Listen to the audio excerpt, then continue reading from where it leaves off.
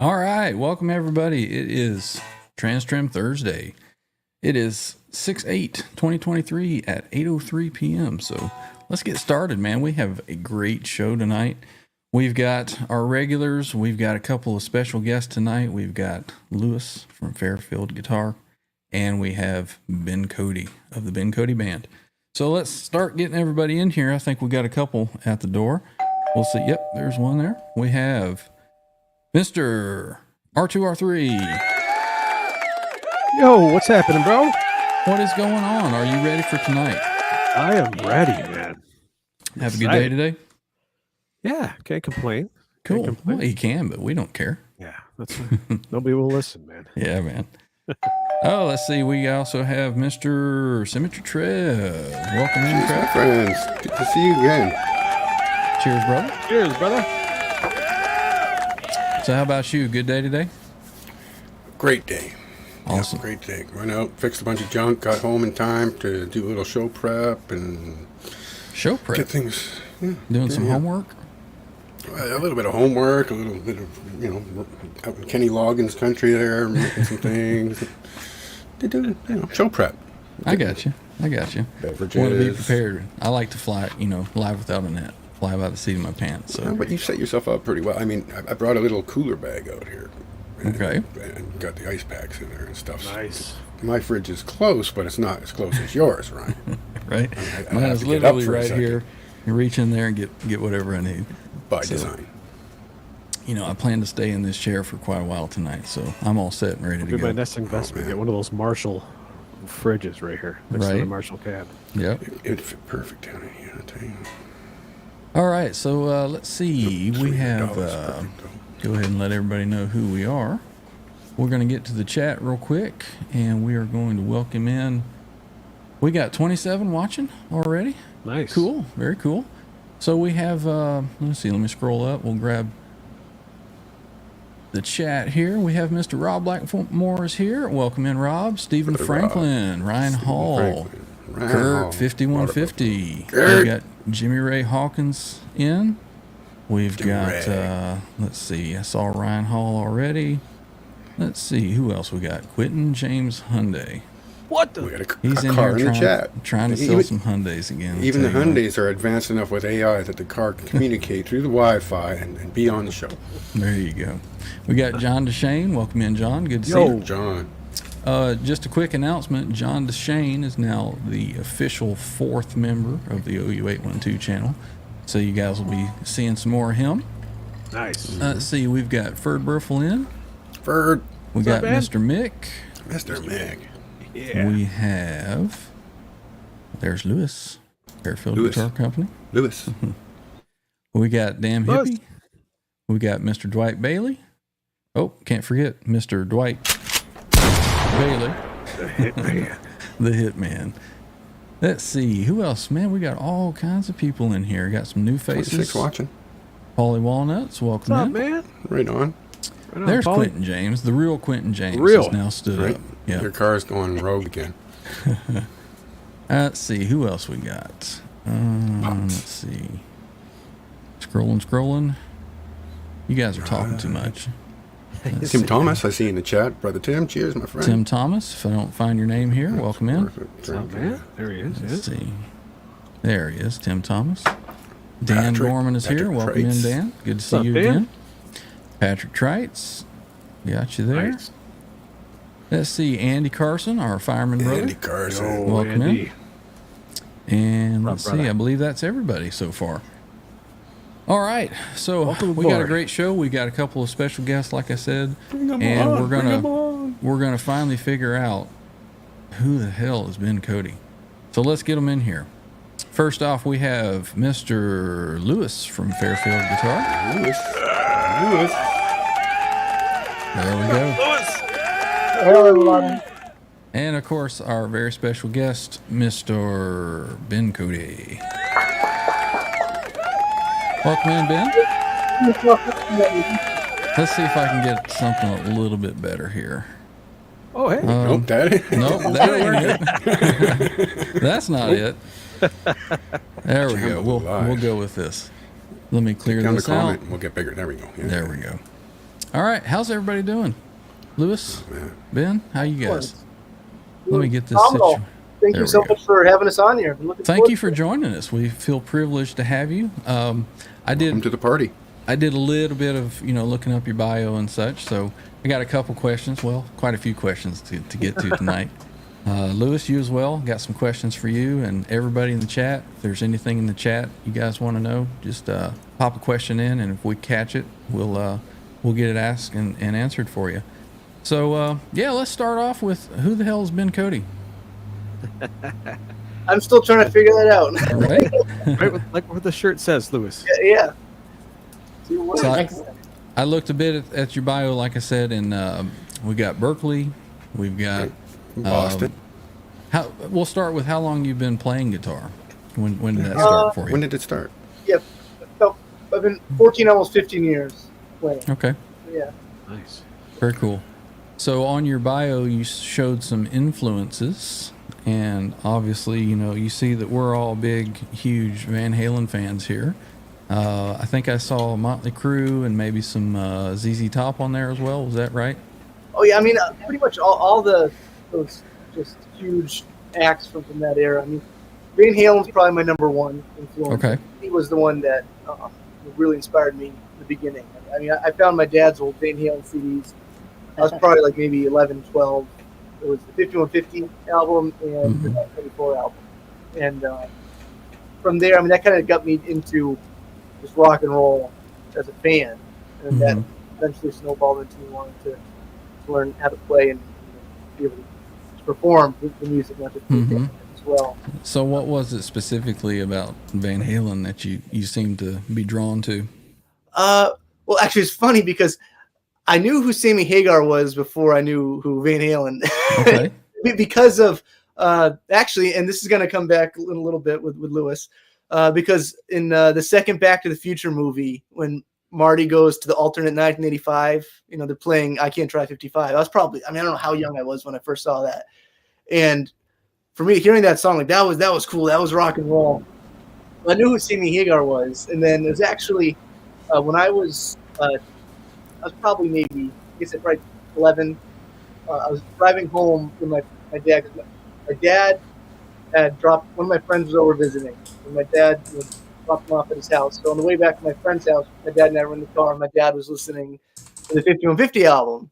And I told my dad, I said, who is this? And my dad said, this is Van Halen. I'm like, boy, Van Halen sounds a lot like Sammy Hagar. Okay. That is Sammy Hagar. And then at the time, I couldn't seem to fathom why the band was named after someone other than the lead singer. Right. There's some irony in that now, but for me, it was just the guitar playing. Really, was even without knowing anything about guitar at the time at all. It just sounded so alien, and especially like being a Gen Z that grew up in the 2000s. It's like there wasn't anyone playing music, let alone guitar, like that. So that was kind of something that really, really kind of drew me in with the guitar playing. And then from there, it's like I discovered Aerosmith and Led Zeppelin and Guns N' Roses and AC/DC, and just that's kind of snowballed into just all those other that deep dive of all these artists that I hadn't heard of at the time, that just kind of drawing influences from all of them. And then when I started playing guitar, shortly after that, I was kind of a musical sponge, just trying to take in all of that. Very cool. Very cool. So what made you decide this is what I want to do? I want to play. And you went to Berkeley, correct? Yes. Yeah. Well, I figured I'd learn, maybe 3 or 4 chords, and I could just, know a few chords on an acoustic guitar and meet girls. And but it kind of, it had to, at the time, it had kind of the reverse effect, because as soon as I started playing, I just got so into, the guitar that, instead of going out and meeting girls, I was in my room every Friday and Saturday night, just practicing my scales and playing. I really got bitten by the bug, so to speak, with that. But it was still at the beginning, as much as I was into it, it was still very much just kind of, it was a hobby or an escape, for me. And then I saw my first, what I consider my first live concert I ever went to was Def Leppard with Poison and Cheap Trick. Okay. Probably 14 at that point, maybe 15. And as soon as I saw them on stage, I like that whole atmosphere. I'm like, I want to do this as a career for the rest of my life. Like, come hell or high water, I'm going to try to make this work. And then from there, that's really when, I was probably 15 when I started really kind of gigging, quote unquote, professionally. I had a band in high school. I had several bands in high school, and just kind of playing wherever we possibly could. And which, in Massachusetts at the time, it was pretty strict. If there was any sort of bars, they wouldn't let us in if we were underage. Mm-hmm. So that was a little bit of a challenge, playing wherever would let us. So you have to be 21 to be able to play in the bar, or? Oh yeah. Because actually, here it's 19, so you got a couple of years leg up, I guess, in the Canadian content.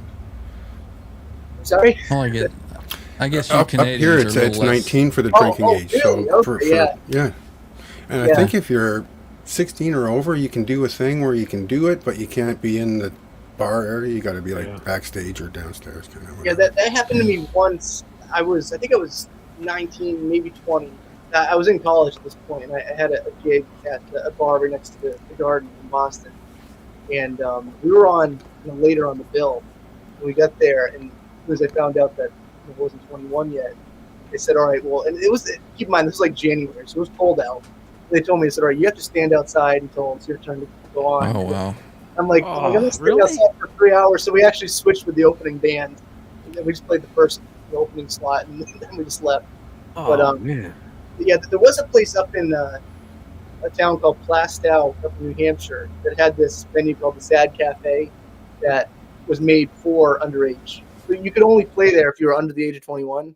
So my band played there all the time, and it was really cool because you're playing on the bill with all these other young bands, which so many of them kind of went on to be very involved in the local and even regional music scene. So it's cool to meet people that way.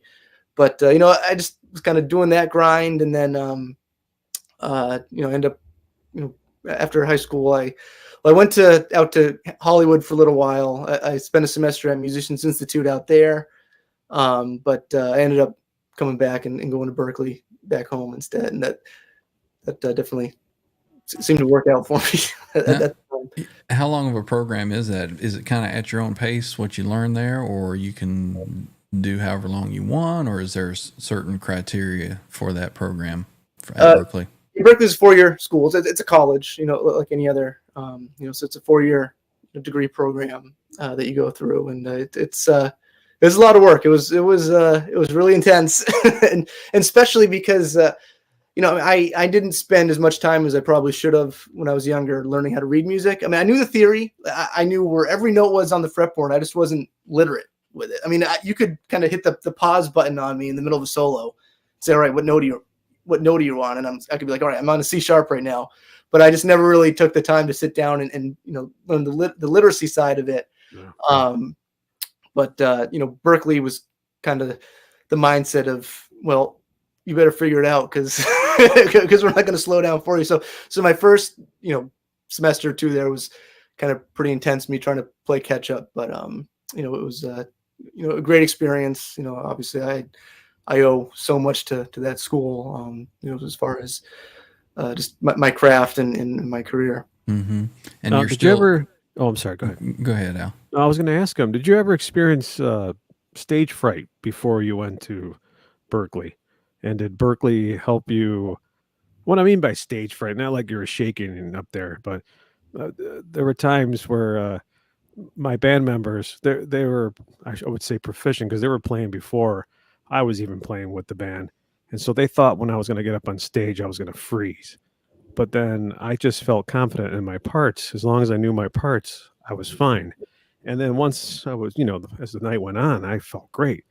But I just want to see what your experience was, is like if you had that same feeling up on stage, and when you went to Berkeley, now you have to go in front of a lot of your classmates, right? And perform pieces and musical stuff. And did that help you perform later on?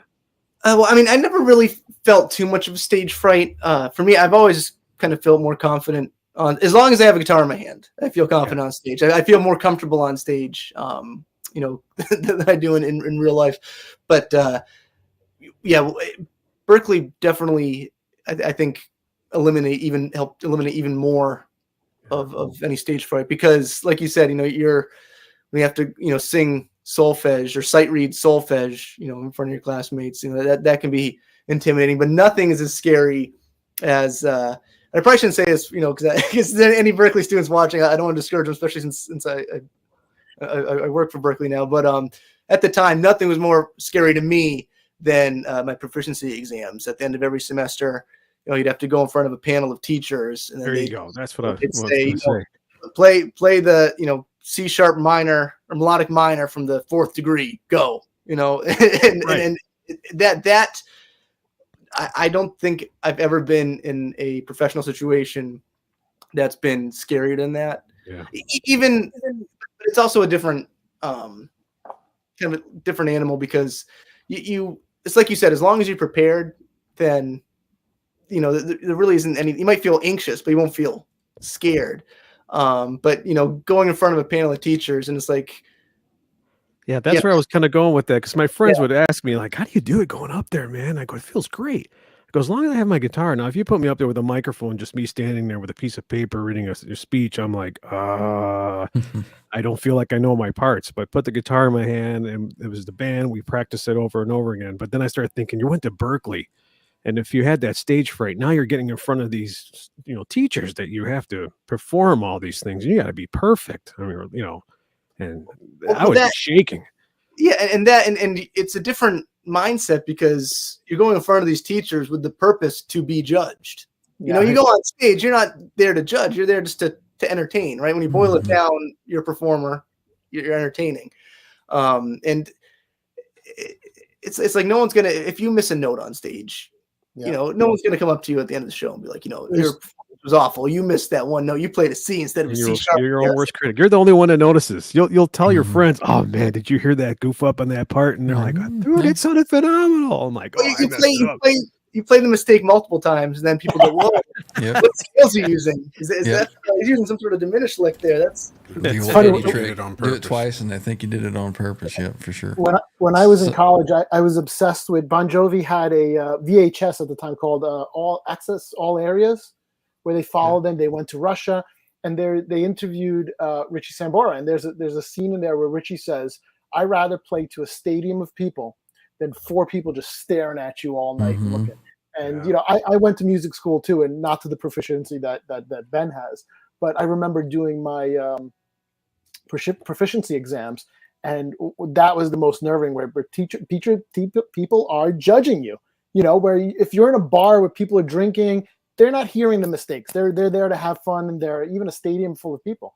They're not going to hear it. But when there's 4 eyes on you, like 2 people looking at you, that's when I, got nervous. But Richie said it too. He, everybody I think gets it a little bit. Yeah, for sure. At the start of every show, I do a little guitar, and I'm nervous to get that going. And I'm the one that hears. I don't ever watch it back, because I don't want to hear those little mistakes that I make. I hear them, and I'm sure others hear them, but it is what it is. You just continue on. But you kind of answered my next question that I had in your answer to R2.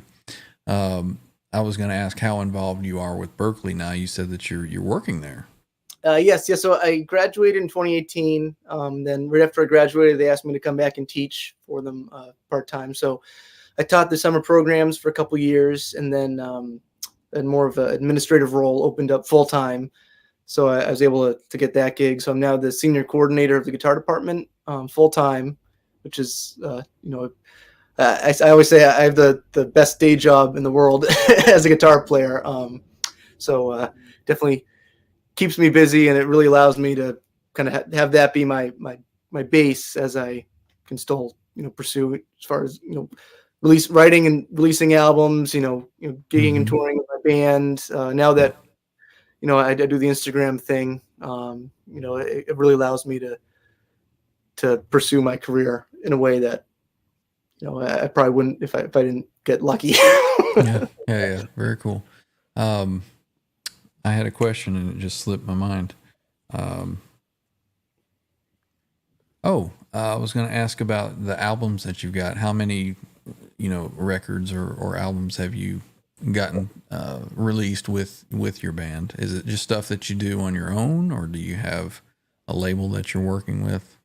Yeah, so it's all independent. We release everything ourselves. The Ben Cote band has been around since about 2014, and we have 3 albums, 3 LPs, with the 4th one coming out next week, June 14th. Then we have a couple EPs as well. It's all original music, and you can check it out. They're all available on all streaming services, digital retailers, and we have a whole bunch of music videos on our YouTube channel as well. Very cool. I think that I have a link for your YouTube channel scrolling in the chat, so you guys will see that in the chat coming through every 10-15 minutes or so. So check out Ben's site. Give him. I really enjoy watching your music videos, man. I was watching one today, and song "Another Day." Okay, yeah. Where you guys are like in a diner, or where you're in a diner in a restaurant or something. Oh, that's Get Your Licks In. What's that?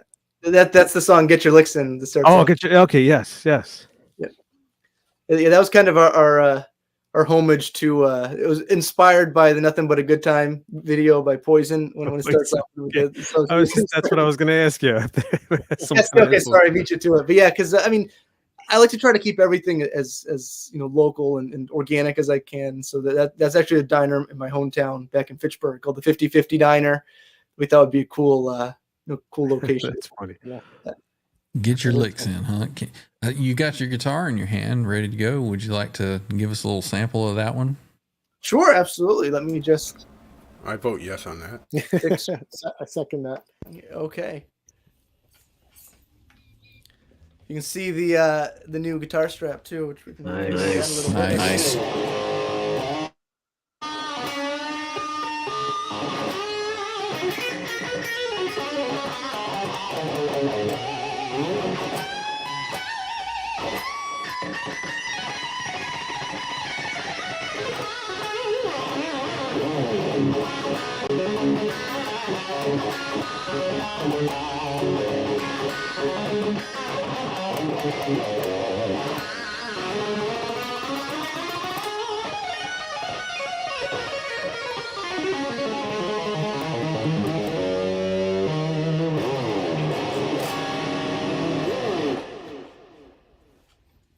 How was that? Does that sound all right? Yeah. That sounds great. Yeah, I didn't. We'll let you get that echo. There we go. Yeah, I didn't hear any Eddie influence in there at all. Just watching that, someone who seen an earlier video, the one you did where Who Needs a Whammy Bar? I think it was the same guitar, almost in the same. Could you please? I mean, just to show the rest of the class. Yeah, of course. Actually, this is Awesome.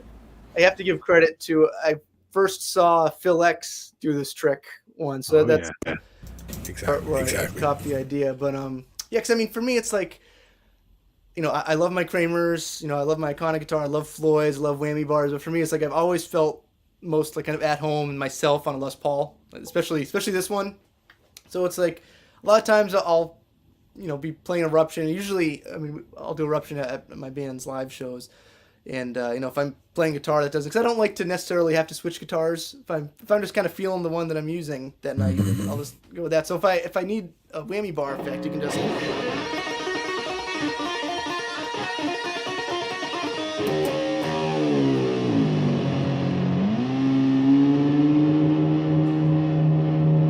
The trick is trying to get it back into tune, but yeah. So that's you can always use that.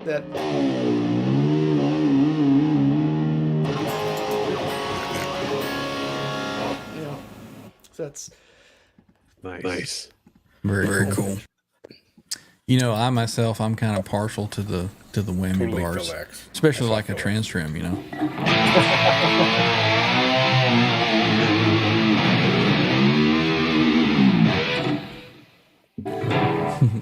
Sounding sweet. Couldn't help it. So, Lewis, a couple questions for you. Yes, sir. When did you meet Ben and get together on your collaboration?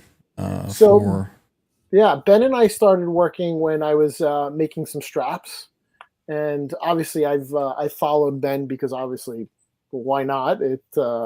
He came across my feed a couple of years ago. I think it was during COVID, and I was just blown away because I'm like, this is great. Like the younger generation just taking it to another level. But even just hearing that story of how Phil X influenced you, and Phil X, it's for me, it's all that association back to Eddie Van Halen. That's great. Like we all have that connection back there. And so I think I sent him one of my bomber straps when I was making those. There it is. There we go. Yeah, so I sent him a bomber strap, and it just started going from there. We were mentioning in the green room before. He only lives like 2 hours north of me. I'm in Fairfield, Connecticut. He's in the Boston area. But it worked. I think the whole COVID doing this facilitated having some communications, and he gave me his ideas. We figured it out and sent a couple of samples. I don't think we had to do actually that many because he kind of knew what he wanted, and took it from there. And so it all started from being blown away from seeing these young guys doing stuff that I wish I could do, or we were doing when I was younger. Right. And it's just you become a fan. I'm a fanboy. Yeah. Now, Ben, earlier you mentioned when you held up your strap. Can we see the strap that you Sure. got there? Right here. So you said there was some inspiration behind that. Lewis has one there too. So you got sort of a splatter kind of design on that. What was the inspiration of that? It's the most random thing in the world, but if you watch Back to the Future, because I mentioned that earlier, Marty McFly's skateboard at the beginning of the first one. I'm not a skater, so I don't even know what the under part of the board is, but it's that pink and yellow splatter design. And I saw that once, and I'm like, that'd be really cool for like a guitar or a guitar strap. And I figured, Eddie has the stripes, Right.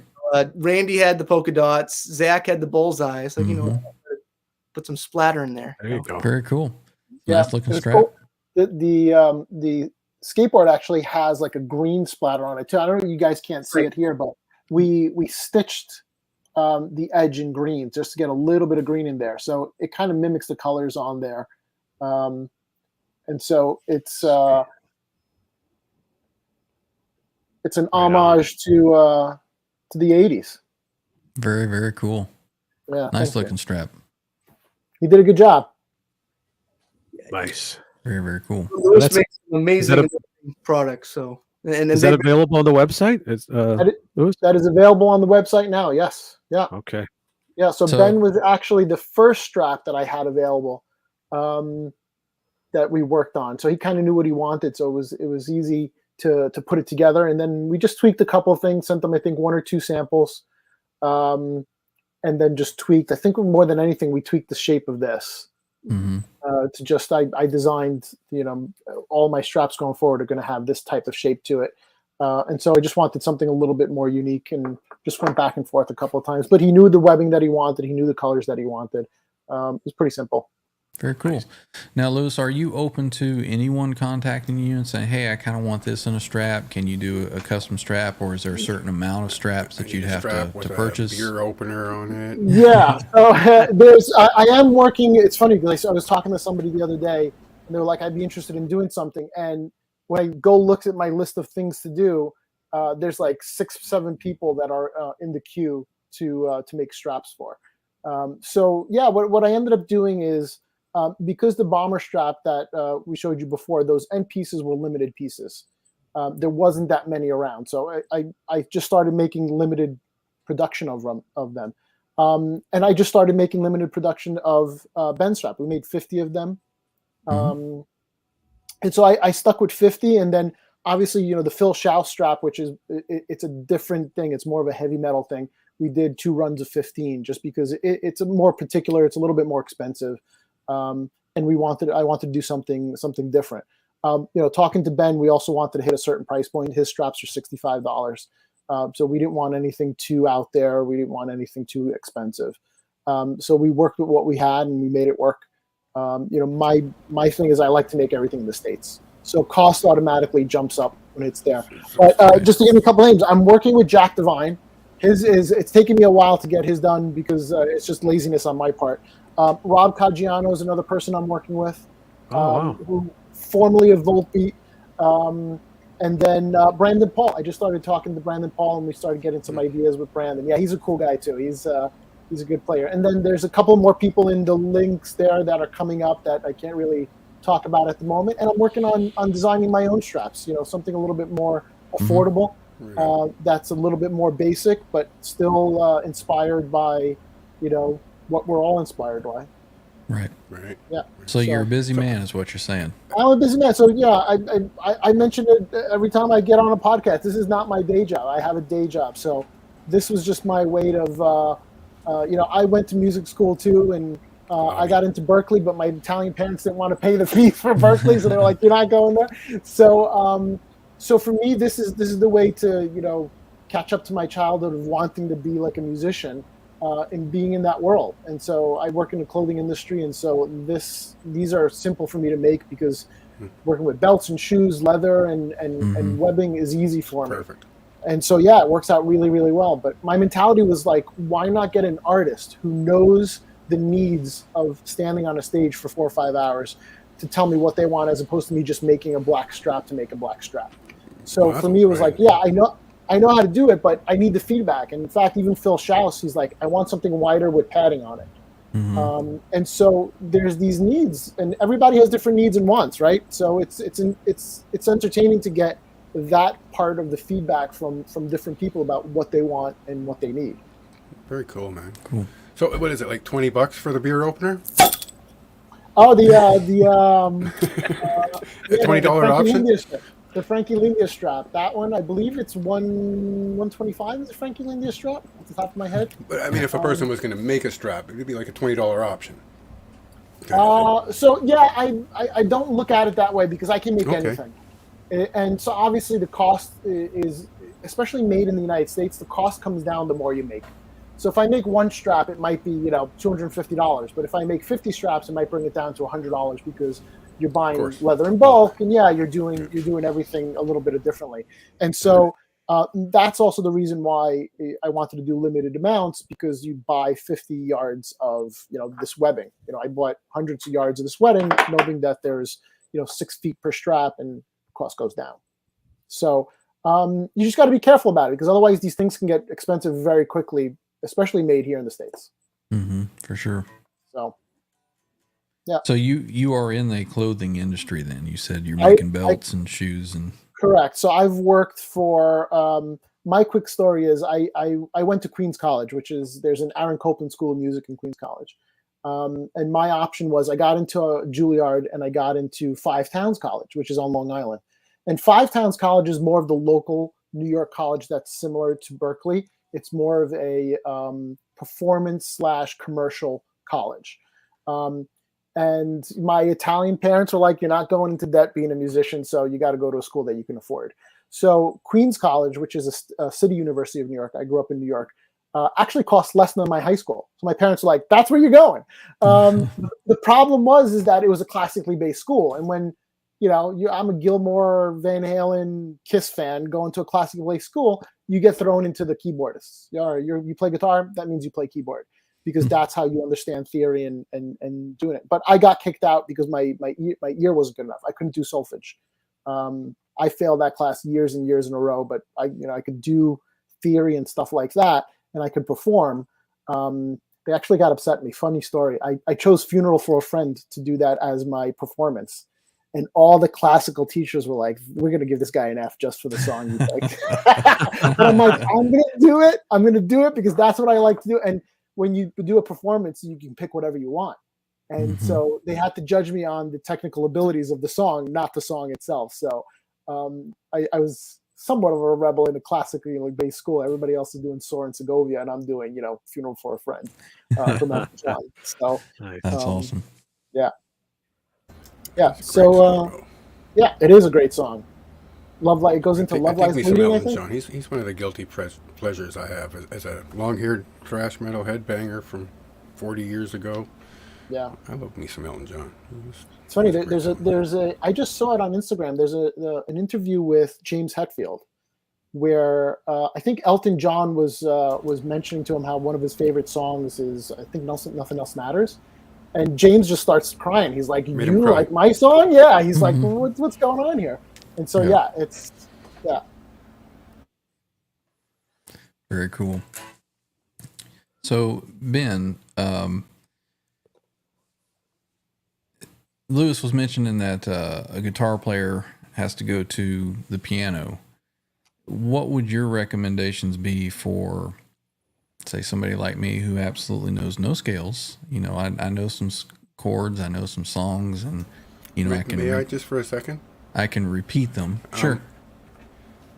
Ben, I saw in your rig rundown you got an R2, like a pretty big R2 on one of those amps. R2D2, not R2R3. So with the Star Wars, do you consider yourself a Jedi or a Sith? Oh, I don't know. Probably a Jedi. Right? I find your lack of faith disturbing. What Ryan was getting to is that he wants the dark side. He just wants to learn the quick and dirty way. He doesn't want to know the theory and the mode that's going into it and all that stuff, right? I always say that I'm a Sith guitar player, you know, quick and easy. Is that something that you would recommend, maybe learning keyboard, or what direction for, you know, guitar players in the chat that are like me, that know stuff, they can play stuff, but really have no understanding of theory? And you said you memorized every note on the fretboard. I couldn't tell you what, you know, two of them are. Yeah, so I mean, I don't know if I'd recommend learning keyboards. I mean, I had to as well, actually, at Berkeley, for some songwriting classes I took. But I think, I mean, obviously I'm biased towards guitars, but I think, you know, everything can be learned on the guitar, you know, and theory and scales, all that, I think is really a crucial part to learn, in my opinion. And my reasoning is always, I feel like there's a little bit of a kind of like a feeling with a lot of guitar players that theory is rules. And, you know, the reason that a lot of times, especially in rock, the reason why, you know, musicians, you know, people, guitar players get into rock music is because you don't want to be, you know, stuck bound by those rules. Yeah.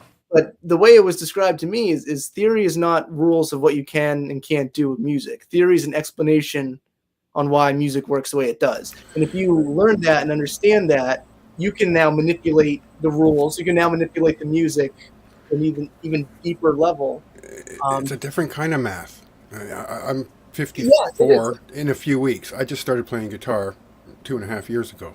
I've always tried, but I always, you know, give it for a month and then you put it down. I always had a guitar in it, but you know, I got motivated to do it again, and this time not take the dark side.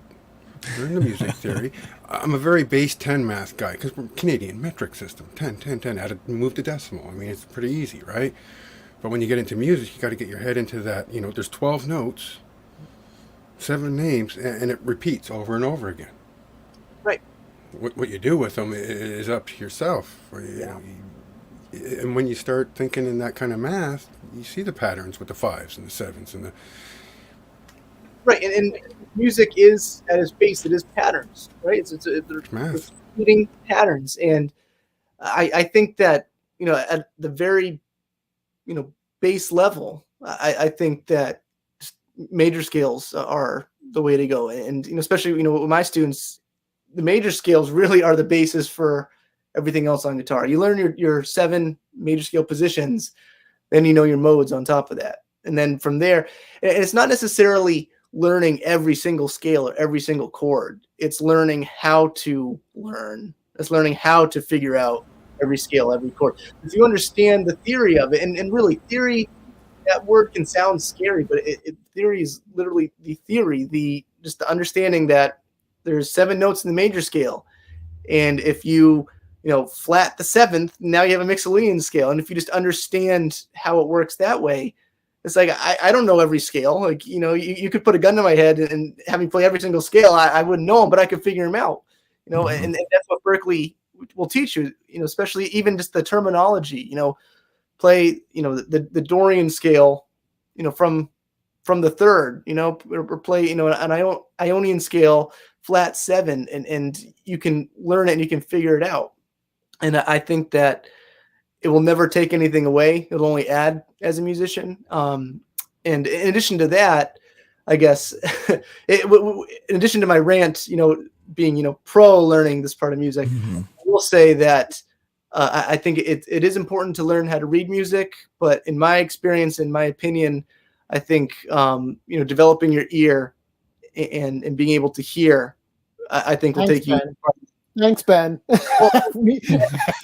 me failing my it's not like a solfege way, because solfege, and for anyone that doesn't know what solfege is, that's for anyone watching this chat, it's literally the syllables do, re, mi, fa, sol, la, ti, do, which the only time I never heard that in my life was The Sound of Music.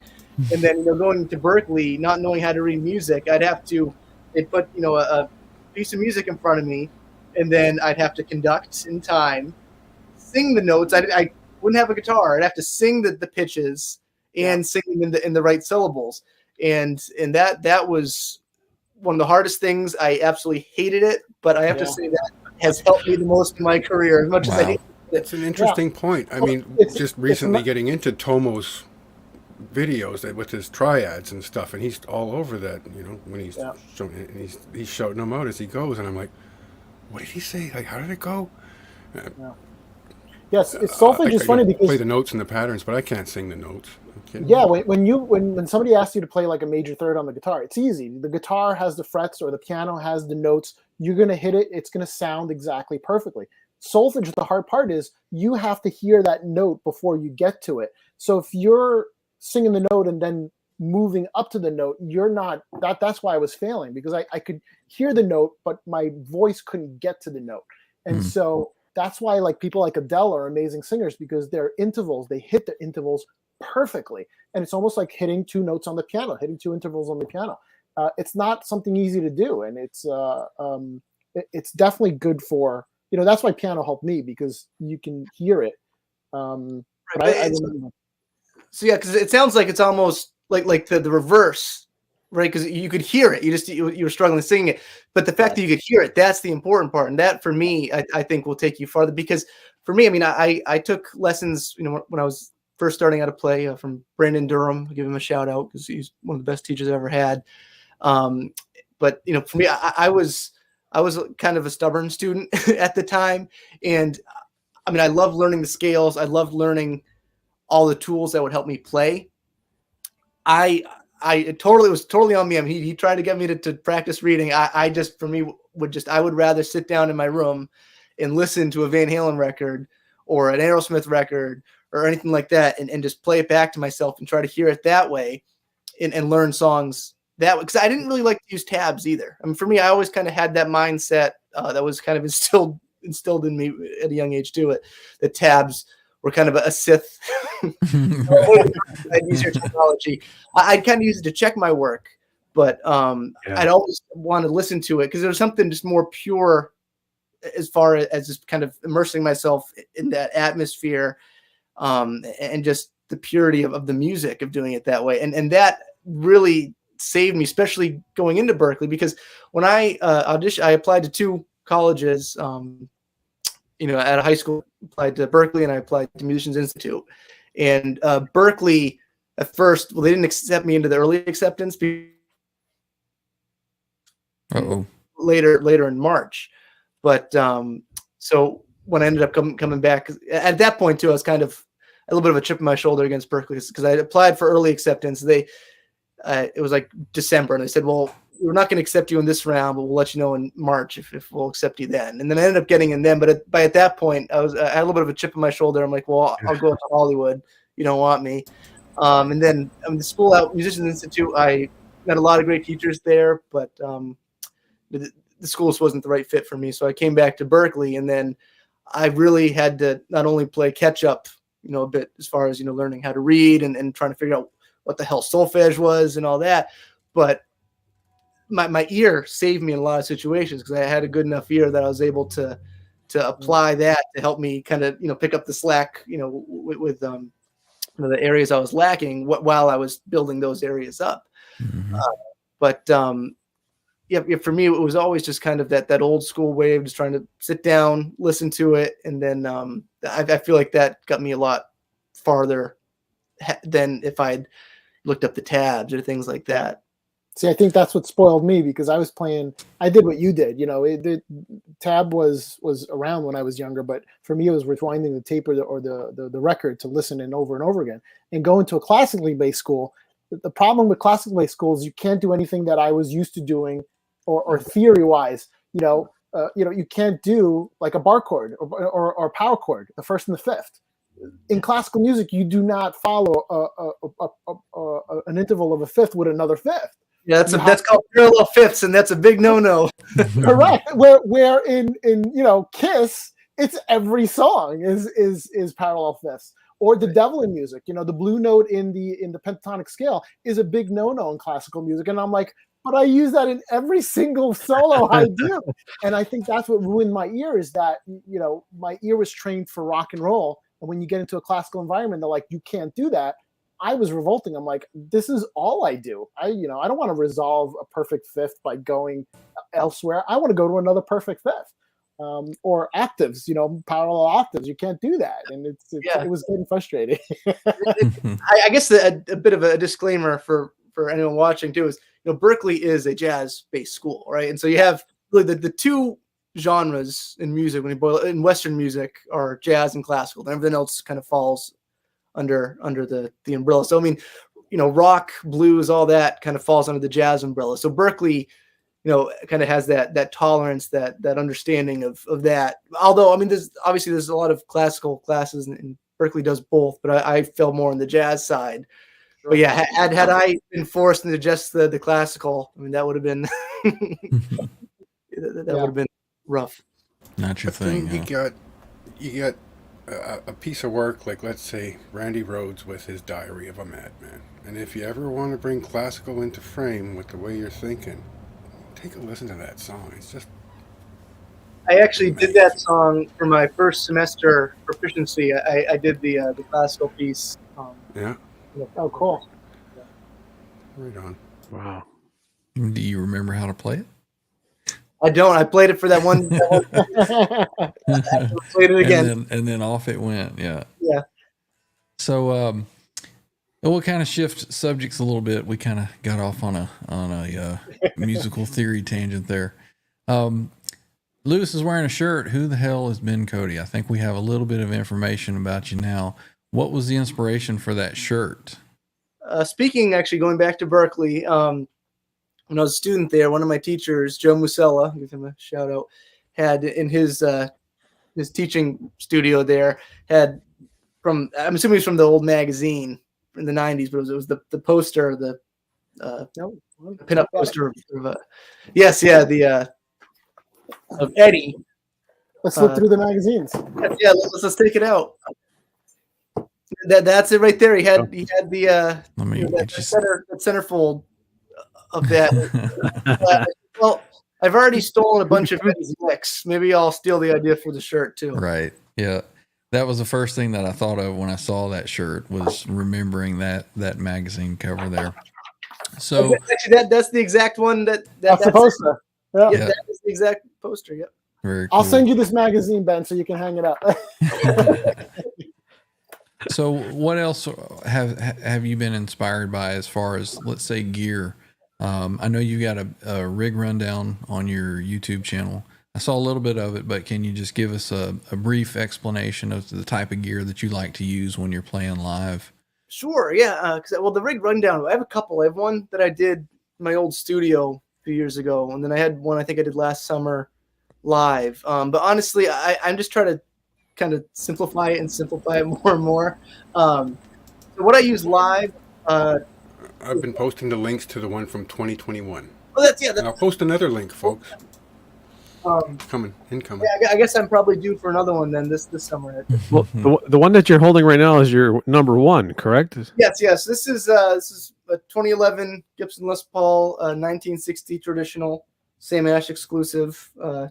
I named her Trixie after one of my childhood dogs, and then I bought her new when I was 17. You can see all that buckle rash. That's all real. That's time. Nice. Yeah, I pumped gas for 2 years to be able to buy her. And this, I always joke that when I die, this is the one I want to be buried with. But there you go. I'd rather see her played by someone else than be stuck underground with me forever. But Gotta leave it to your kids. Yeah, You don't have kids yet, but you'll leave it to your kids. no, I don't. But yeah. Yeah. So this is my main, the one that I use for everything. But I have several guitars. Actually, this is the latest one I just got from my friends at Kramer, which I'll be using. Oh yeah, very cool. Taking requests. Or I'll Can be we using see this the, in a couple weeks at our next show. But yeah, I mean, is the Charvel in arm's reach? it is actually. This is Okay, thank you. here we go. Here's my 2019 limited edition super stock SoCal Black Relic. I think's the full name. Very nice. What is my number? I remember that one. It's on Instagram. But yeah, it's kind of got some Frankie, Frankenstein. Yeah. Too. Obviously, it's missing the stripes, but I love the neck. I don't know if you can see it on the camera, but the neck's really worn down, so it feels really very cool. What pickup is in that guitar? The bridge. The stock. It came with this is a Wolfgang. Maybe it's Okay. pickup. And it had a Seymour Duncan, but I've been with DiMarzio for a while, so I got a DiMarzio Pro Track in the neck that are replaced with that. But yeah, so that's I guess also in arm's reach too. This is another guitar I want to give a shout out to my friends at Sonic Guitar. That's a killer guitar.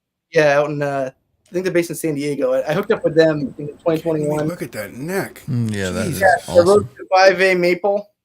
Whew. Wow. Yeah, so this is they obviously beat it up Moved. for me like I like. For sure, it moved on that. Yeah, so it's this is definitely one of my main ones as well. But yeah, that's the guitars I use. And as far as amps, usually live I'll use my EVA. I have a 50 watt 5150.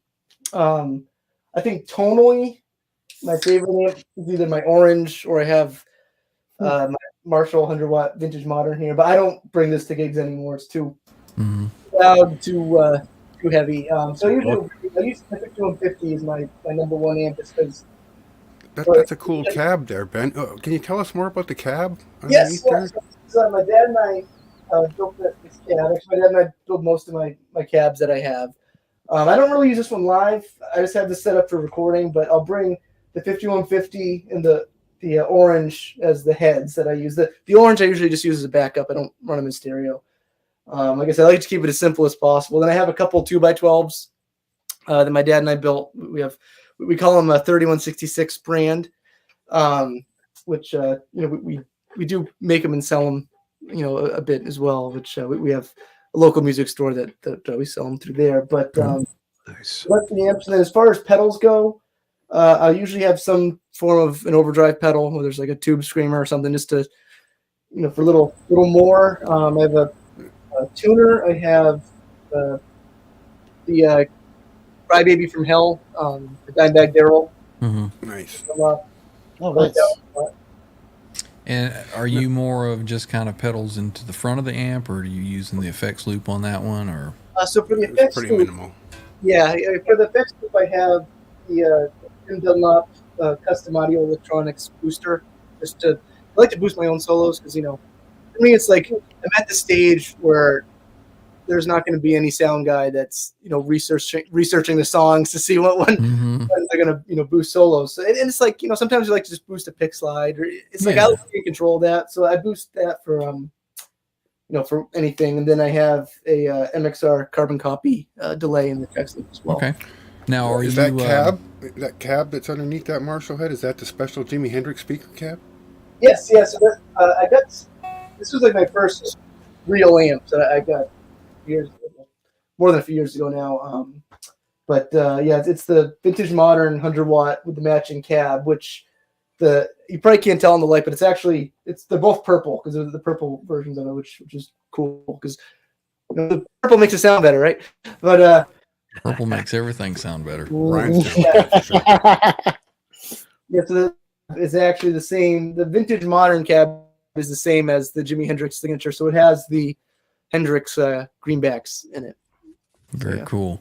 Now, the EVH 50 watt, are you pretty much sticking to one channel on that as you play, or I usually Yeah, I You just stay on said the. you do your own solo boost, so you're not changing to the red channel for that kind of stuff. You're on one channel. Yeah, I'm like I said, I'm very old school. I'm very simple. I just keep it just on the blue channel. And then if I want a little bit more, I'll hit an overdrive pedal, and then when I want to clean it up or want a little less, I'll turn the volume down on my guitar a bit. We got a few in the chat that are calling for some Van Halen licks or something from you. Oh, sure. Hang on, let me. I'm doing some Van Halen, and I'm gonna have to switch to this. Got to switch. Oh, nice. That's an 84, right? Kind of thought he was going to pull out the 5150. Just saying. I'm getting my phone getting blown up with people asking questions for you. Okay. Well, we'll let him do some licks here, and then Yeah, absolutely. Your questions. Let me switch my audio again.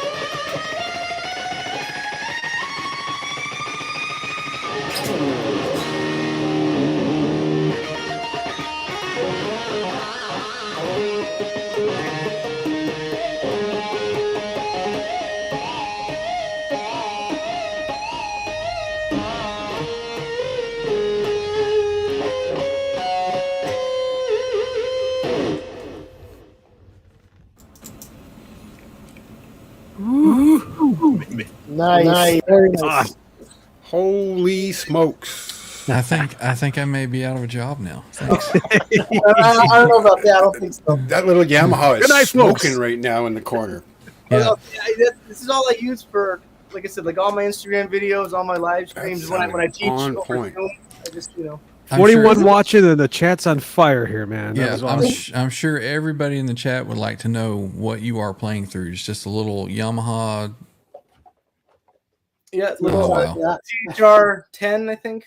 THR10. So Yeah. there you go. Everybody in the chat, you got to go get you one of those. Isn't it wonderful though how you can And get the Kramer and a 5150 new set of sound? hands. Yeah, that's right. But it's Ryan. You can get the 5150 sound. Ben can get the old school Van Halen sound out of two different amps, two different setups, two different fingers. But look at the influence it's at. Look at like the gap between early Van Halen and 5150 Van Halen and everything in between. It's just wonderful. Well, It is I have wonderful goosebumps. being in our 50s, looking back, being able to reflect on the 80s and the 90s is my nostalgic part of life. Come on. Yeah.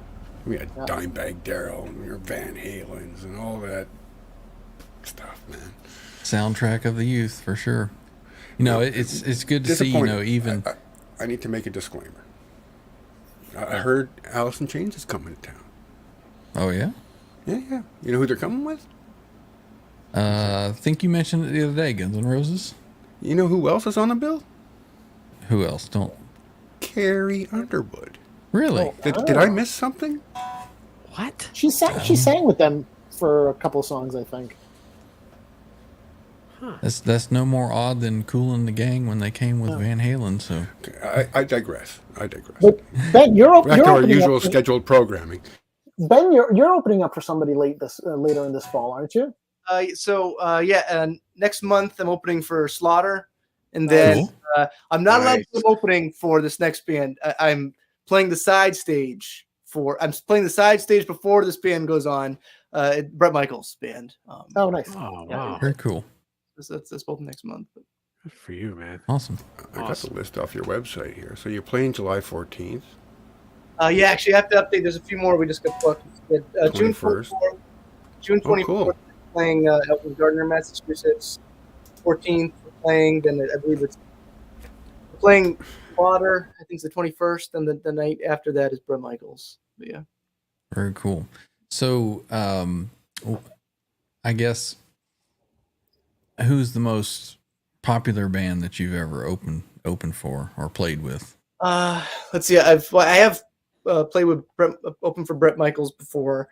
Vince Neil, Warrant, Lita Ford, Nice. Jay White. You said Lita Ford? Very cool. Yes. Now that would have been a good experience because like she's OG, right?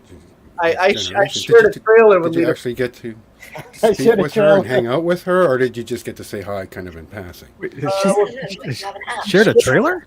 Yeah, I was at the time I was 19, 20 maybe, and I was really intimidated, so I didn't really go over and talk to her. And to be honest, I mean she kind of had her entourage and all that, so it was a little intimidating. But yeah. Lita Ford. I saw her open for Motley Crue. That was the Dr. Feelgood tour, so I don't remember what year that was. But, I see Lita Ford open up here. We have a festival. It's called Schaumburg Fest here, and all these bands show up, and Lita Ford was one of the bands.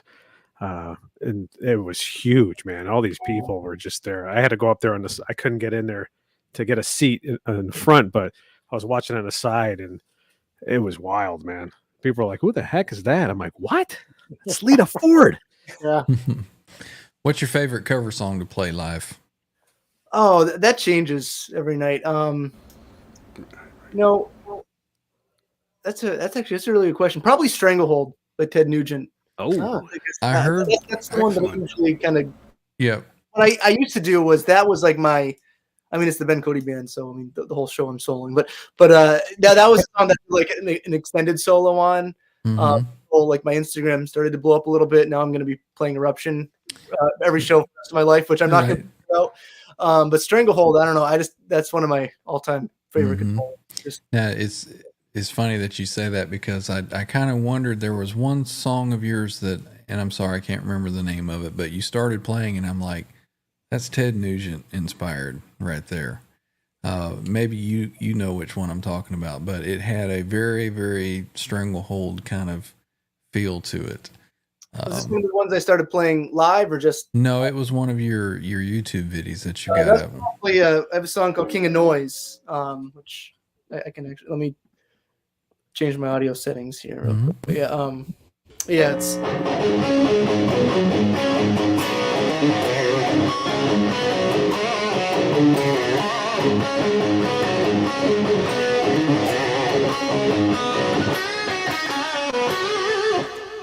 I think that might be. That one was definitely inspired by a lot of that. Okay, yeah, that would sound Mid to late familiar. 70s hard rock. Yeah, I'll have to go through and listen again and see if. And that was called what? King of Noise. Yeah, so that was King of on. Noise. Yeah, so King of Noise is the first song off of my second album, Get Your Licks In, which came out in 2018. So that has that one, and the track Get Your Licks In as well, which is very kind of 70s Aerosmith. Mm-hmm. Very cool. Yeah. Anybody in the chat? Questions? You said, Lewis, you've got bombarded with questions. Yeah, so I got a couple of questions. So Mikey Mojo asked me a question about Berkeley. He wants to know, is it true that Frank Zappa is the only student at Berkeley to get a perfect score on the final? That I don't know. That's probably not true. I think that there's a lot of students that have done perfect those scores. urban myths, huh? Yeah. Probably Steve Vai said that. Then the other one I see is Brendan B. Squared asked if you ever played in Poughkeepsie, New York. The Chance. No, but my wife was from Poughkeepsie. My wife was born in Oh, cool. Poughkeepsie, so we I've definitely been there. I'll have to see if I can get something booked there this summer or this fall. We got to get you at the Fairfield Fairfield. I'm going to mention my own name. The Fairfield Theater Company, which is right down the street here. Absolutely, yeah, definitely. We could we'll talk. We'll see what we can do. I saw Eric Johnson there, which it's a small place. It was amazing. So yeah, it'd be a cool place. So you've got several influences, and I think you've already answered it, but absolute favorite guitarist? Eddie Van Halen. Okay, there we Good go. answer. We'll keep you around for a while. Okay. Especially in this chat. Very good answer. Yeah. I mean, that's my honest answer. That Eddie will always be. He was my guy. And it's just like you were saying, Lewis. It's really, really cool to hear that. Just because, as me as a kid growing up listening to that music, I think I was so very lucky. All of us were to be around, when that music was coming out, and just the continued influence that he has on making kids want to pick up a guitar and play. Like you or any of the new kids that are coming out. Yeah. No, listen, there was that period of time where, right after grunge hit, where there was really no guitar heroes. For a long time, I hate saying it, but there probably still isn't. But the newest one that's coming around is an old guy, Nuno Betancourt. He blew me away with his new album. It took me a while to get back into it because my ear is so used to the 80s that to hear something new and different took me a while. But once you hear it, I went on and bought tickets right away. I'm like, I got to go listen to the new stuff. And it's nice to see that during that lull of when Guitar Hero was not, in our frame of mind for that 15, 20 years, now it's finally kicked up again, and there's people paying attention to it again. And it's very exciting. It's like Floyd's, right? For Floyd's, for like 10, 15 years, nobody wanted to touch them, and now they're back in. And I remember going into a music store years ago, and you couldn't find the guitar with a Floyd Rose on it. Right. Now, all of a sudden, they're everywhere. And, that was a bad time, man. I love because my friends, all my friends were selling their guitars with Floyd Rose on, and they were going with the hardtails and stuff. Nothing wrong with that, but I'm like, and they're like, dude, get rid of that thing. And I'm like, what? I'm not getting rid of my Floyd Rose guitars. Are you kidding me? Yeah. Well, listen, if we ask Ben, have you ever remembered a time where there weren't guitars with Floyd Roses on the wall? Not real. I mean, to be honest, in my era, there wasn't really. It wasn't like a physical guitar store. When I was when I was in middle school, we were starting out. Obviously there's the local music store. And back then, there was definitely a couple, I'm sure. Yeah. Just be glad you didn't have to deal with Kahlers. Jerry Cantrell would disagree with you. That's very true. Yeah. Mr. Mick, I think we've gone over most of this, but Mr. Mick says who was Ben's influences? So obviously Eddie Van Halen, some others. Yeah, Eddie Slash was a huge influence of mine as well. Joe Perry, Angus Young, Randy Rhoads, Zakk Wylde was a big one. Really pretty much any of those big heavy players, from like the late 60s, through like the early 90s, I try to just take as much influence as I can from all.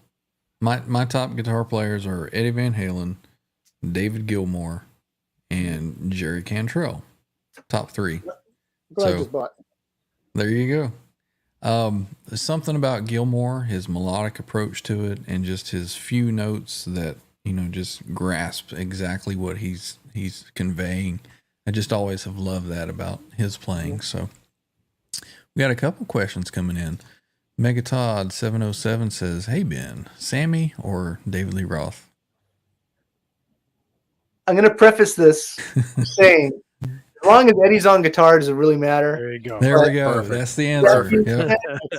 I already kind of answered this earlier. I mean, I knew who Sammy Hagar was when I was really little.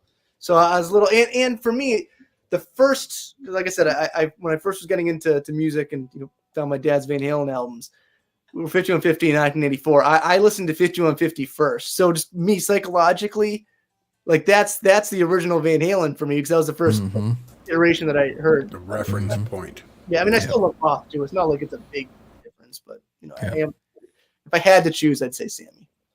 And you know what we got introduced to on the 5150 album, of course? Steinberger. The TransTrem guitar.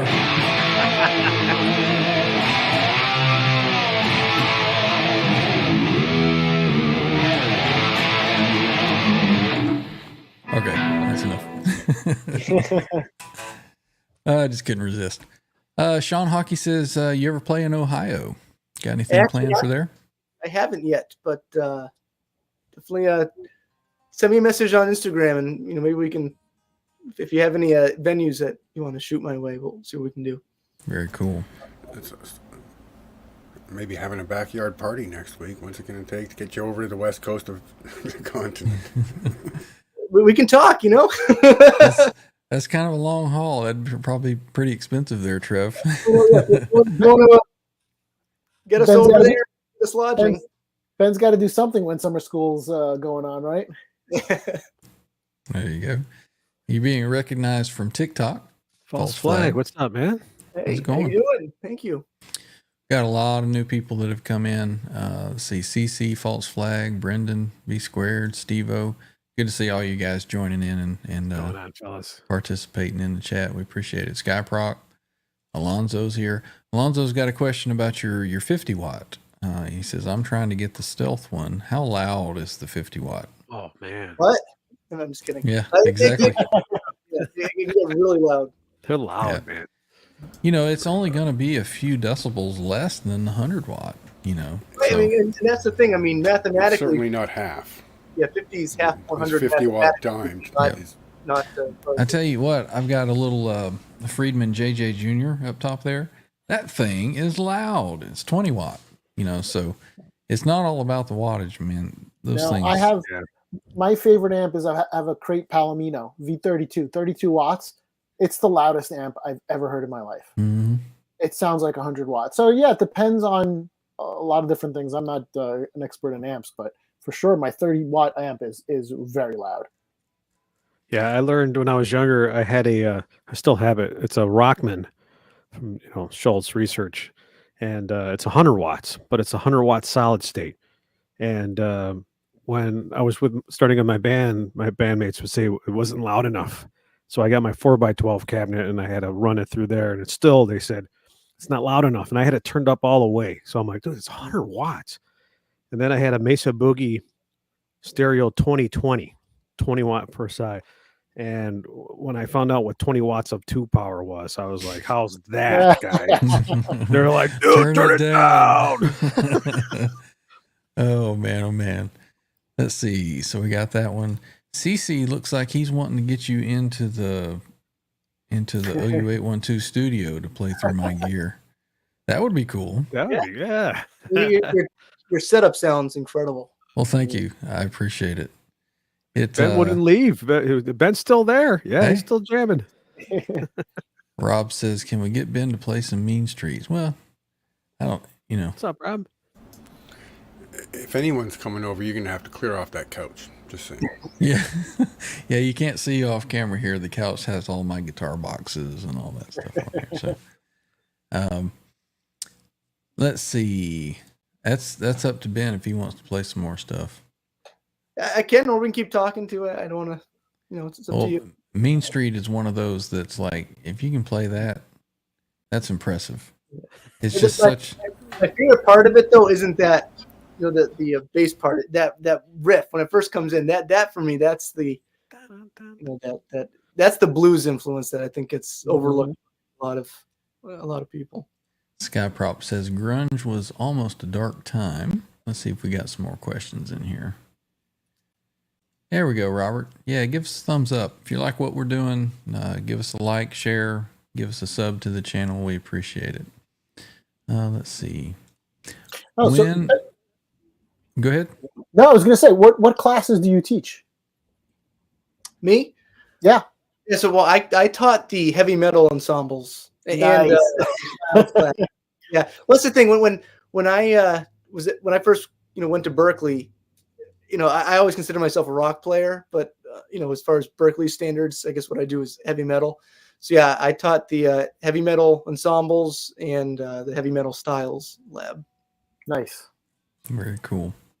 That's it. I'm looking on your website and I see you have guitar lessons there. Is that like Skype or a Zoom or how does that work? Yeah, it's over Zoom. Yeah, you can sign up for a guitar lesson with me, one-on-one over Zoom. Very cool. Talking my language. Yeah. Mr. Mick is asking when your artist guitar is coming out and what brand would it be from? Well, I'm very fortunate to be working with Gibson / Kramer. Now I guess they're the same company, right? Gibson owns them. But the closest one that I think I have, like to my artist guitar right now, would be this one, which I just showed, which is the iconic guitar here. Because this is the one that they, when I hooked up with them, I think it was 2021. Well, we might have started talking. It might have been late 2020, but 2021 is when they built this one for me to all of my, my specs and everything. So this one's probably the closest that I have to an artist guitar, because I really helped design this one with them. But it's based on their it's their Evo SD model that I had them custom. Have DiMarzio, right? No, actually, this has their own brand of iconic. I think they're called Assault humbuckers. It's really it's a beast. Wow. Very cool. Wow, that neck is beautiful. Yeah, that neck. Let's get a look at that neck again. Did I see you also have a trem stopper on there in the back? I do. I have a trem stop on all of my Floyd guitars because I like dive only, because if I'm on stage and I pop a string, I want to be able to have the peace of mind that I can at least finish the song with the other five without them being in tune. And as far as the sustain goes, when everything's touching and it's not floating, you do get a little more sustain. And as far as like drop D tuning, Let's see. We already got Alonzo Guardia says I'm booking a lesson with Ben. Thank you. And there's a link, lessons with Ben at bencoteband.com, guitar lessons. Very cool. Nice. Thank you. They want you at the Count Basie Theater in Red Bank, New Jersey.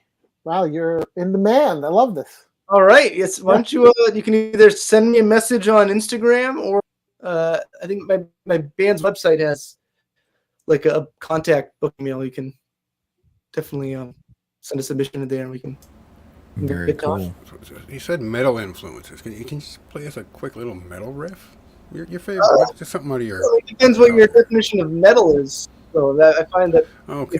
Now the genre splitting is whatever your favorite metal is. Could be black. Could be hair metal. Could be groove. Hair metal. Hair metal. Lay it down. All right. Oh, there you go. Lay it down. So, because you said that one, I can do.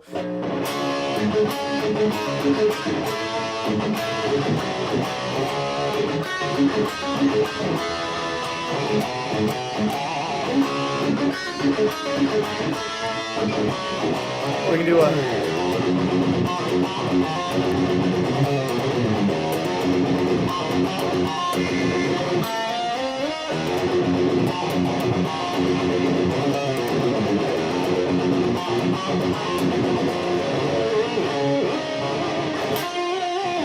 there you go. So and for me, it's like I said, I've always considered myself more on the rock side of things.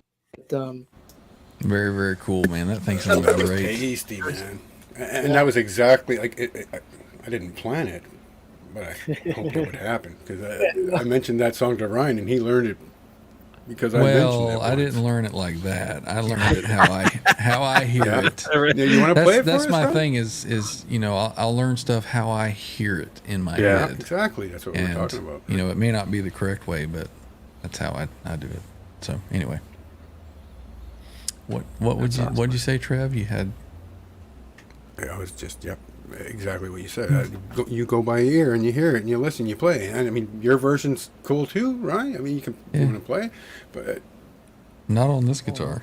Yeah, you're right. Yeah, I've done that where you play what's in your head and then you release it. But you're getting the intervals right. It's just in different places. And then you watch somebody else play it and you go, "Oh my gosh, I was playing it wrong." Can we confirm with the original artist? What were you doing there? I can play anything. It might just be the notes might be in a different order and a different speed, but other than that, it'll be exactly. Yeah. No, you nailed it, man. It's the interpretation, yeah, for sure. It's like when for again going back to Van Halen, when the U.S. Festival and when Live Without a Net came out, we all learned how to play the songs properly, right? Yeah, right. We all learned how to play Van Halen properly. Didn't he change it up on you anyways? I know. I mean, isn't that the spirit of the whole thing? I mean, Dimebag did that too. He used to play shit all over the place. Mm-hmm. Oh yeah. Play it You know your differently. chord patterns, but let's mix it up and keep it interesting, because same old, mazel. Well, see, I've seen Eddie play 5150, the actual 5150 song, different on the fretboard on different videos. So I'm like, wait a minute. I thought he was playing it up here. Now it's over here. I mean, it's the same chords, but different position. Yeah, like I was learning dirty movies last week, and somebody asked me like, where did you learn it? And I've known it for so long that I didn't really look it up. But then I started looking up on YouTube, and there's like 4 different ways of playing dirty movies, and I was like, wow, maybe I'll tweak mine to sound a little bit better too. It's just you get into these ruts of playing the same thing over and over. 30 years of playing dirty movies, and then you figure out you're playing it wrong. Mm-hmm. Now, your lessons that you give, Ben, do you have a certain criteria, or if somebody says, I don't want to learn all that, I just want you to show me how to play this song? Are you cool with that? Or I tell all my students, look, they're paying for this lesson, they're paying for this time, so I'll tell me what you want me to teach you, and I will teach it to the best of my ability. And if I can try to maybe pull in some theory or some scales to go along with it, if that's not what they're wanting to learn, then great. But if not, just they're in ask the charge. right questions. Okay. see, everybody in the chat, there's your path, your quick and easy path to the dark side right there. Just pay somebody to show you how to play it. Very cool. Do you like Let's Vinny see. Moore? I'm seeing in the chat. Yeah. This is simple. Yes, yeah. Pretty much cool. So here's a question Sky Prop has. Can Ben play the mythical Halen Hang 'em High? There's been videos on YouTube saying that this is the impossible lick to play to get the timing and the feel and the swing. Swing. Yeah. Is that something that you have worked on that particular riff? I can try playing it. I mean, I know the riff. This and One, I think are just, and I know Phil X, speaking of Phil X, and did the video on I'm the One, of just Eddie had this way of, swinging. It was tight, but it was loose at the same time, and no one could quite do it like that.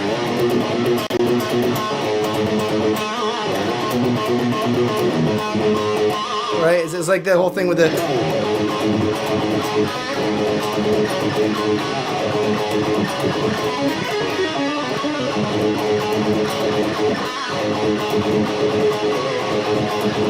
It's just, no one can quite kind of get that. It's tight, but it's also loose, and it's really, unless if you're the man. I think if you were dancing, it'd be just like this little sidestep, right? You're swinging and you throw a sidestep, and you swing and you throw a sidestep kind of thing, right? Now that sounded fantastic to me. Yeah, man. I think a lot of that, and I think we had mentioned this on a show another time, is that a lot of that swing and that feel and that rhythm that he had was actually coming from playing along with his brother for so long. Yeah, I was just going to say that. That symmetry that they had, if you will, Trev, with each other, as being siblings and playing together for so long is. I've said it before, with the Van Halens and with the Daryl and Vinny here. Would you agree that a lot of the stuff that they played wasn't really in time, but it was in time? You know what I mean? In syncopation with themselves. Yeah, right? I wouldn't say it wasn't in time. I'd say that's definitely. I think a lot of it, honestly, was the jazz influence from their father. I mean, they're around jazz music, and really that's a lot of that. It was still in time, but Trev said the syncopation, the way that they're feeling the time. I think one, like you said, is they grew up together, so they're playing. They had more hours playing together than probably most bands ever do in their careers.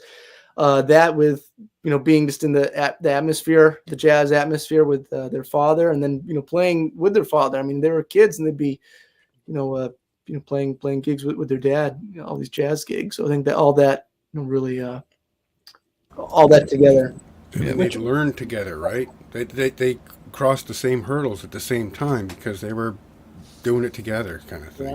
Which one of us wouldn't want a sibling playing another instrument? My brother played bass, and guitar, so I was kind of stuck there. But my son came up to me a while ago, and he's like, "I want to play drums." I'm like, "Yes, let's get you a drum set." My wife's like, "What are you, crazy?" I'm like, "No, we're getting him a drum set. I need a drummer." But it helps, obviously being all around. No, we're getting him a drum set. Alonzo asks, "Do you like any of the current 2000s rock bands?" Well, 2000s. I mean, I liked a lot of the pop punk bands like Blink-182 and Lit, bands like that. But as far as like modern bands now, you know, Steel I'd say Panther's not an answer, by the way. no. Steel Panther. Steel Panther always counts as an answer. I mean, Asking that's- for boner jams. Do you like Slipknot? No, they're a little too heavy for me. Sorry, but yeah, as far That's as like right. modern artists, like Tyler Bryant and the Shakedown is a band that I've been digging. You know, a blues band, you know, down in Nashville. You know, honestly, I really don't listen to too many, to too much music lately. you're busy doing your own thing. Yeah. What I know that, you know, I've played in bands before, and there's always kind of that one or two songs that when we got to them, I was like, yes, I like this one more so than the other. What about yourself as far as your own songs that you've got? Those one or two that you can point out so that we can go and listen to them that are your absolute favorites to play, or you had the best time of writing it, and that's something else. What's your writing process with your band? Is it mostly you coming up with riffs? But anyway, first question, what songs of yours are your absolute favorites to play? Get Your Licks In. There's one that called 976, which is about those old phone numbers. Which actually, if you haven't seen the music video for that, I'd say go watch the music video for 976. You got to watch till the end, because there's a fun twist at the end, because I have a lot of fun kind of writing and coming up with the music videos as well. Mm-hmm. Those two are probably my two favorite that aren't on the new record that's coming out next week. I have some favorites, so everyone will have to wait and see for that. But yeah, as far as the writing process goes, I mean, I write the songs. What I do is usually it comes with like a guitar riff first. Usually I write the music first, not always, but the majority of the time write the music, and then end up writing lyrics. Then I'll usually do some sort of scratch demo where I'll arrange it and record my parts, usually with some like just garage band loops for the drums, and then I'll send it to my band and say, this is what I'm thinking. And then lately it's even just like I'll try to perfect it that way, and then I'll have my band come in and lay down their tracks as well. But yeah, I mean, at this point it is definitely I try to keep as much of the band vibe as I can. But at the end of the day, it is the Ben Cote band, and it's a lot of work, but it's kind of more of a solo. So it's almost like Wolfgang Van Halen, how he does it. He writes the drums, he writes the bass, he writes the guitar, he writes the lyrics, puts it together, and then he has a band play with him. So is that similar to what you're doing then? I'd say that's probably really. At what point did you start singing?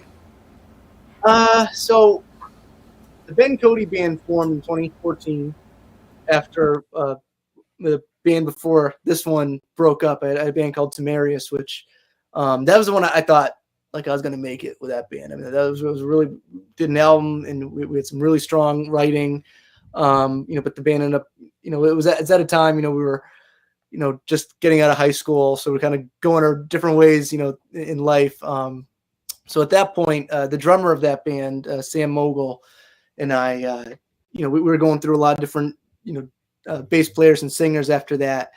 So finally kind of got to the point where I said, well, you know what, I'm just going to sing myself just because, it would be easier to be a little more consistent. And then at that point, Sam, who was the drummer at the time, told me, he's like, if you're fronting the band now and you're, singing and playing guitar, he's like, if we just have like this, because I always joke, I said, we've been through more bass players in the Runaways. He's like, if we're constantly changing a lineup, why don't we just call it the Ben Cote band? So that way, you're the consistent part of it. We don't have to worry about, what the lineup is every week. So that's kind of how that started. But I mean, and at that point I was still trying to keep it as much of a band effort as I could. But through the years, there's been so many kind of, people going in and out. It's not an easy thing to try to do it, professionally. You have to have thick skin. You have to be willing to put a lot of hard work in for not a lot of payoff.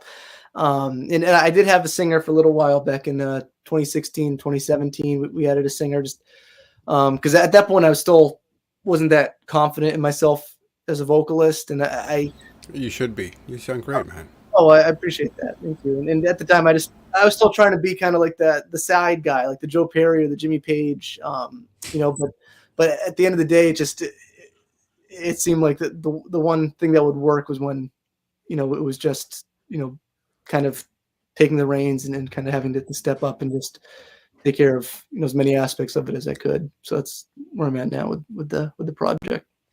Well, for future videos, you've got Brendan B Squared says, I'm an actor, so if you need any older, balding, fat dudes for upcoming videos, give me a ring. I will hold you up on that offer. I'll see what I can do. Yep. Right on. Very cool. Laz snuck in, came in the kitchen door. Hey, how's it going? There he is. Music Therapy Laz. Welcome. Let's see. Yeah, where do you get the ideas for the videos? I mean, some of them, like I said, come from kind of almost like kind of covering or paying homage to other music videos, like the Get Your Licks In one. Yeah, because I was watching Hot Mess Express. Okay. I was like, what? Yeah. So that one, so a really good friend of mine, Stephen Hebert, I'll give him a shout out. He's actually my band's photographer. I've known him forever. And he kind of had a little cameo in the first music video we did. Actually, the first one we did was a song called "How's It Feel" that featured Alexandra Connolly, who's a local vocalist. She sang on that one. But the next video after that was "Get Your Licks In," and he was actually one of the guys sitting at the diner. And then after that, just kind of as a running joke, because he'd always be at every music video because he's always taking photos like for behind the scenes and things like that. We'd always have him be in the videos.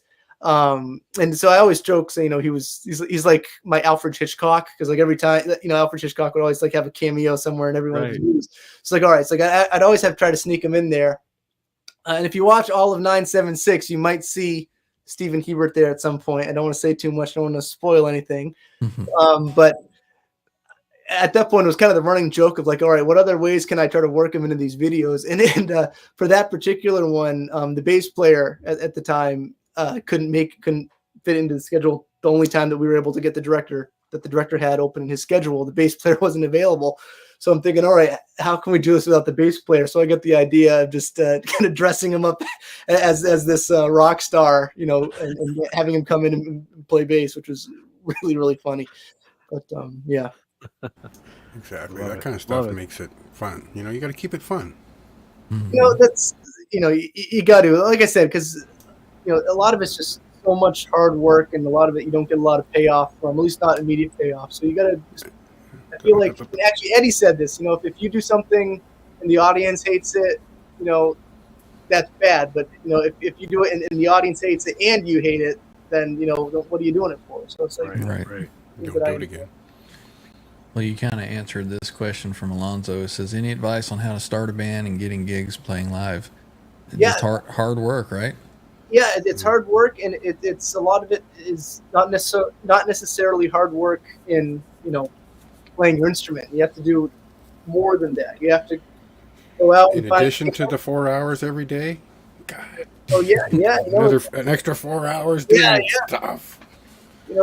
For me, it's like I was always really like painfully shy, and the thought of having to like go try to find a bass player or a drummer was just like unfathomable. But at Berkeley, don't they have some kind of a like bulletin board with people trying to connect? Oh, yeah. I think it'd be online at this point, I guess, right? Yeah, well, I'm talking like when I was like 14, 15. It's like okay, starting off right. My high school, and I remember actually I started this like musicians club after school. I think we had like the auditorium on Fridays, the headmaster, which was basically just like a rehearsal. And then, I was able to find, a band from that. And then, we'd use that to rehearse. But then at Berkeley, I mean, even now, especially because I'm there every day, it's like, if I need a bass player, I'll hang up flyers around the school. Next thing I know, I have students, coming to my office saying, hey, can I audition to be in your band? And that's going to take 12 hours to go through all the people who came out to play bass for you, right? It's more time. Yeah, and I have some stories about about that, but it's definitely it's a lot of hard work, but if you have the passion for it and you really if you want it bad enough, then you gotta do the business side of things too. And I guess the next step after that is, you have to figure out, right, who's going to be the one that's going to start organizing rehearsals. You're going to be the one that has to start figuring out, all right, where can we start playing? How do we start playing? Do we, start calling around or, showing up to local clubs, talking to other bands to try to network to get into, hey, I just have this new band starting out. I'm a big fan of your band. Can we open for you for free? Your next show is things like that. And it's a lot of it kind of goes back to that old school, face-to-face communication or flyers, things like that. And I guess, when I say that, also means you want to send someone. It's word of mouth too. I mean, if you impress one person, they're going to tell half a dozen other people, and that might trickle down to another half a dozen people. And even word of mouth nowadays is digital. Like for me, I never intended or had any, aspirations to be an Instagram guitarist or TikTok guitarist. For me, it happened because of the pandemic. I was like a lot of Berkeley. I was furloughed for almost a year during the pandemic because everything shut down. It's like, and so for me at that point, it's like, well, I can't play live. Everything's shut down. So at that point, I'm like, well, I'll just start doing live. At first, it was almost like a therapeutic thing for me just to do live streams, like on Instagram, just playing, because it kind of was. It wasn't the same as playing a gig, but it was as close as I was going to get. But then from there, it's like you're able to connect with people on a level you can at a gig. People can, like right now, it's like I see, Patty Dill, I see Ed, I see Music Therapy Laz. You can interact with people in a way that you can't on stage.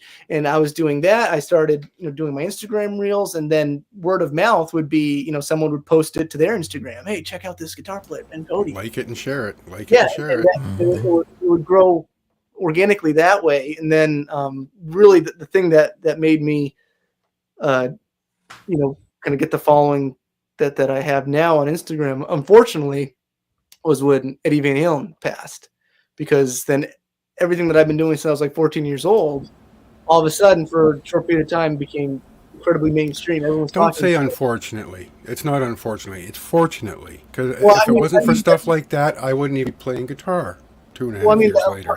That was the incident that pushed me to the edge to say, you know what, Edward, in your honor, I'll give her another go. And, 2.5 years later, still trying to hang in there and do it again. It doesn't matter. I'm old. I'm not going to start a band and go start gigging at clubs, right? I'm sitting out here with 2 412s on a 50-watt head, and I'll dime it on a Friday night, and I'm out here for the smiles. Yeah, just to hear it go. Yeah, it's funny that you say unfortunately, but it revitalized a little bit of the music scene. We're in that world, so we get it. But it's amazing how many people it brought back into that world. I look at my 12-year-old daughter, and she's singing Queen, and I'm like, how is she singing Queen? Like, this is music from like my youth, and she's 12 years old. She was born with a 2 in front of it, with a year with a 2 in front of it, and she's singing Queen. And it's amazing to see that things like that happen, and it happened because of the Queen movie that came out. And she got into the music, she liked it, and it revitalized it for her. So it's well, there's all kinds of crazy traction nowadays. You got Metallica's Master of Puppets, and you've got Kate Bush with her running up that hill. Are you kidding me? So Stranger Things, right? Yeah, it's funny. I mentioned it a couple of times how we're very lucky with rock and roll that we're listening to music that's 30, 40, 50 years old, and we have my 12-year-old daughter still singing it. People in the 1950s weren't singing songs from the 1910s and 20s, right. But we have the culture where this is something that's sticking around. It's something that culturally and is picking up, generation through generation, which is great. I think now we have much more media on it. You can find it anywhere. Yeah, it's true. Back then it was all across the world. You heard the old tunes that your parents would play on the record player or whatever, and you would hear them on a commercial or something. But now everything is recorded somewhere, on YouTube or or whatever. So there's more exposure to it, but it's very cool. My daughter is 17, and I was playing an Alice in Chains song, and she goes, "Oh, that's Alice in Chains," and I'm like, "What?" Yeah, isn't that awesome? So That's cool, man. It's cool that she's getting into the same, a little different genre, but she likes the very similar music to what I like, and I think You got to it's be cool. careful, though. I mean, my daughter, when she was 14, 15, which would have been 6, 7 years ago, was in the Master of Puppets phase. And Metallica, and now it's taking a different angle. Yeah. But I mean, you share and cherish those moments. Maybe sit in a room and listen to an album from start to finish. Just like, So yesterday, or 2 days ago, I went to my son's school because when it's their birthday, you can go have lunch in their school. So I went at lunchtime, and I had a shirt. Steve-O, actually, who's in the chat here, gave me a shirt that said 5150 on it. And I walk into the school. I'm sitting there on the lunch, having lunch with my son, and one of his friends comes up and he's like, "Oh, you're a Van Halen fan?" And I'm like, "What is 9-year-old telling me I'm a fan just because I'm wearing a 5150 shirt?" So Yeah, that blew my mind. So we kind of got tracked off of your story a little bit. You said that, unfortunately, at the passing time, you kind of blew up on Instagram a bit. Yeah, and then that, everything that I've been doing since I was 14, like I said, became very mainstream again. And then, went from having, 1,000 followers to 10,000 followers. And then from there was like, I was starting to gain momentum, and it kind of snowballed a bit. And now I'm at like 91 something thousand followers. So it's like, wow. I'm very fortunate for jump up on that wave, man. The algorithm hits, you got to surf. Yeah. Yeah, and I'm very blessed for that. And it's like I never really had any intentions of being an Instagram guitar player or anything like, or using technology in that way. But I always say it's like I've done more for my career on Instagram than any gig I ever played. Oh wow, yeah, that's very cool. It's amazing what media today is doing. And you've done more for us. There's people learning from you. So it's. I think it's just I look at it as, even though I think a lot of people view Instagram or TikTok or any technology as a very unorganic, very digital tool, I look at it at the core of it. It's still a very organic form of communication if you use it that way. For me, I'm able to reach a lot of people with with what I do and a lot of it too is like I'll be the first to admit that a lot of my Instagram videos are kind of gimmicky. It's just they're short, little, just kind of tapping, really fast kind of licks. You smile at the camera, and it's kind of a fun, goofy thing. And it's like I always say, it's like I never play that way on a record, right? Because it's not a very kind of tasteful. I mean, I try to keep it as me as like I can be, but I do get from time to time. You always have the haters and comments like that will always say stop playing covers. Why don't you write a song for once and things like that. But it's like for me, it's like I figured out what works for me is when I do a Rat lick or a Van Halen lick, and that's kind of like the web that I get people to kind of get stuck into, and they check me out when they start following me. Then they'll go and check out my 4 albums that I have in my dozen music videos. Like, they just see the surface of it, because that's just the tip of the iceberg of who I am as a musician and as an artist, is just those little frankly, kind of showboaty, kind of little fast trying to get that attention. That's what people crave, grabbers, though. The shorts, the little pizzazz. Just you're out for a break, having a coffee, a little bit of pizzazz. I don't want to get committed to a 5-minute video. Just give me 30 seconds of pizzazz. Yeah, nice. Yes, gotta love it, man. Very cool. Anybody else in the chat have any questions for Ben or Lewis? I know that there's probably been several that I've missed up there, but I've just been kind of enthralled with the conversation here. So sorry I've missed any stuff in the chat here. I'm happy that we're answering this question, though. Who the hell's been Cote? Now we know a lot. Now we know a whole lot more for sure. Yeah. Absolutely. Yeah. Well, Ben, you have a video premiering in 5 days, right? Here in YouTube? Yes, actually, it's going to be the first music video. It's going to premiere the same day that the new album comes out. The new album's titled Use It or Lose It. It comes out June 14th. We have a music video from one of the songs. It's going to go premiere the same day. We have a few more music videos that we're going to be filming next month that should be out this summer as well for the album as well. So very cool. So on that note of use it or lose it, how often do you find that you have to practice each day to kind of keep the chops up? As much as I can, which definitely varies. If I had 6 hours a day like I did in high school to play, I would absolutely use it. But some days, I can, I get maybe a couple minutes to myself, in my office to do that. Some days I might get an hour. It's just, I think as long as I can go every day with playing, yeah, and I guess that is kind of the, kind of the unexpected, the catch-22, maybe a little bit of being a professional musician is sometimes you don't have that time to yourself to be able to play or practice exactly what you want to play or practice. But I think when it comes down to it, the true artist is always wearing the guitar. You just wear it. He's wearing it right now. You're cooking. They kind of frown on it when I walk into the office and I've got a guitar hanging off of me. But you what got can to you do? bring in the TransTrem because it's smaller. You can sneak There it you in. go. It's the trench perfect coat. travel guitar. Yeah. I found, like you said, just because I was trying on my channel, I was trying to do a guitar short every day, and that's kind of dropped back to maybe every 2 days or 3 days or every 5 days. But I was finding that, that was improving my playing, my dexterity, and just doing something every day. It was certainly helping keeping the fingers loosened up. So just as a professional musician, I didn't know if you were coming down and practicing for a couple hours every day because you had to, or, just as an amateur. I mean, for me, with that New Year's resolution of 1,000 hours for the year, so 3 hours a day, mean average. Even if I'm just sitting here running the major scale, you do the A, then you go to the B, then you go to the C, then you go to the D, and then you come back down, and you just running that, you get the hours, the laps in. It helps.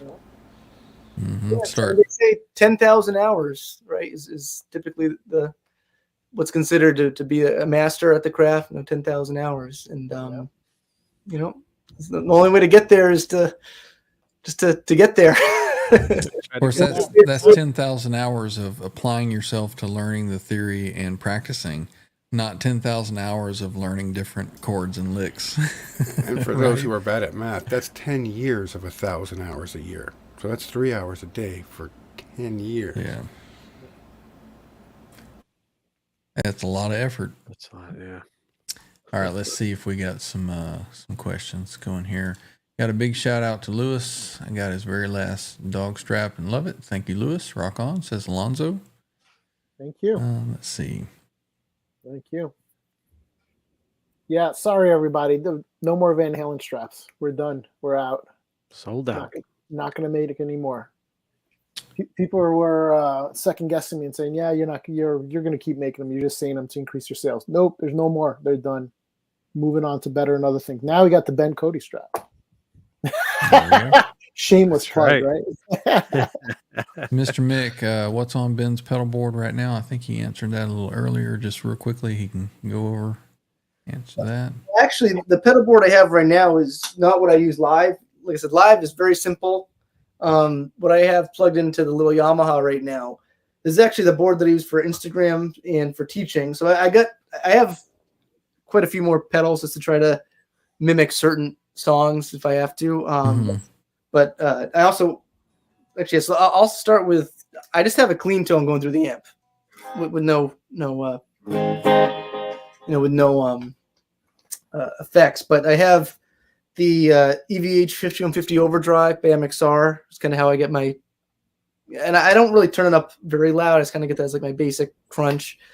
Then I run a tube screamer into that to get a little more. But I also have a tuner, a Crybaby wah pedal, a Phase 90. I have the 5150 chorus, along with just the MXR analog chorus, and then I have a Boss looper as well, which I use for teaching on Zoom because you can't, obviously play over a Zoom with someone. So I usually use a looper to try to demonstrate kind of playing with a recording of myself.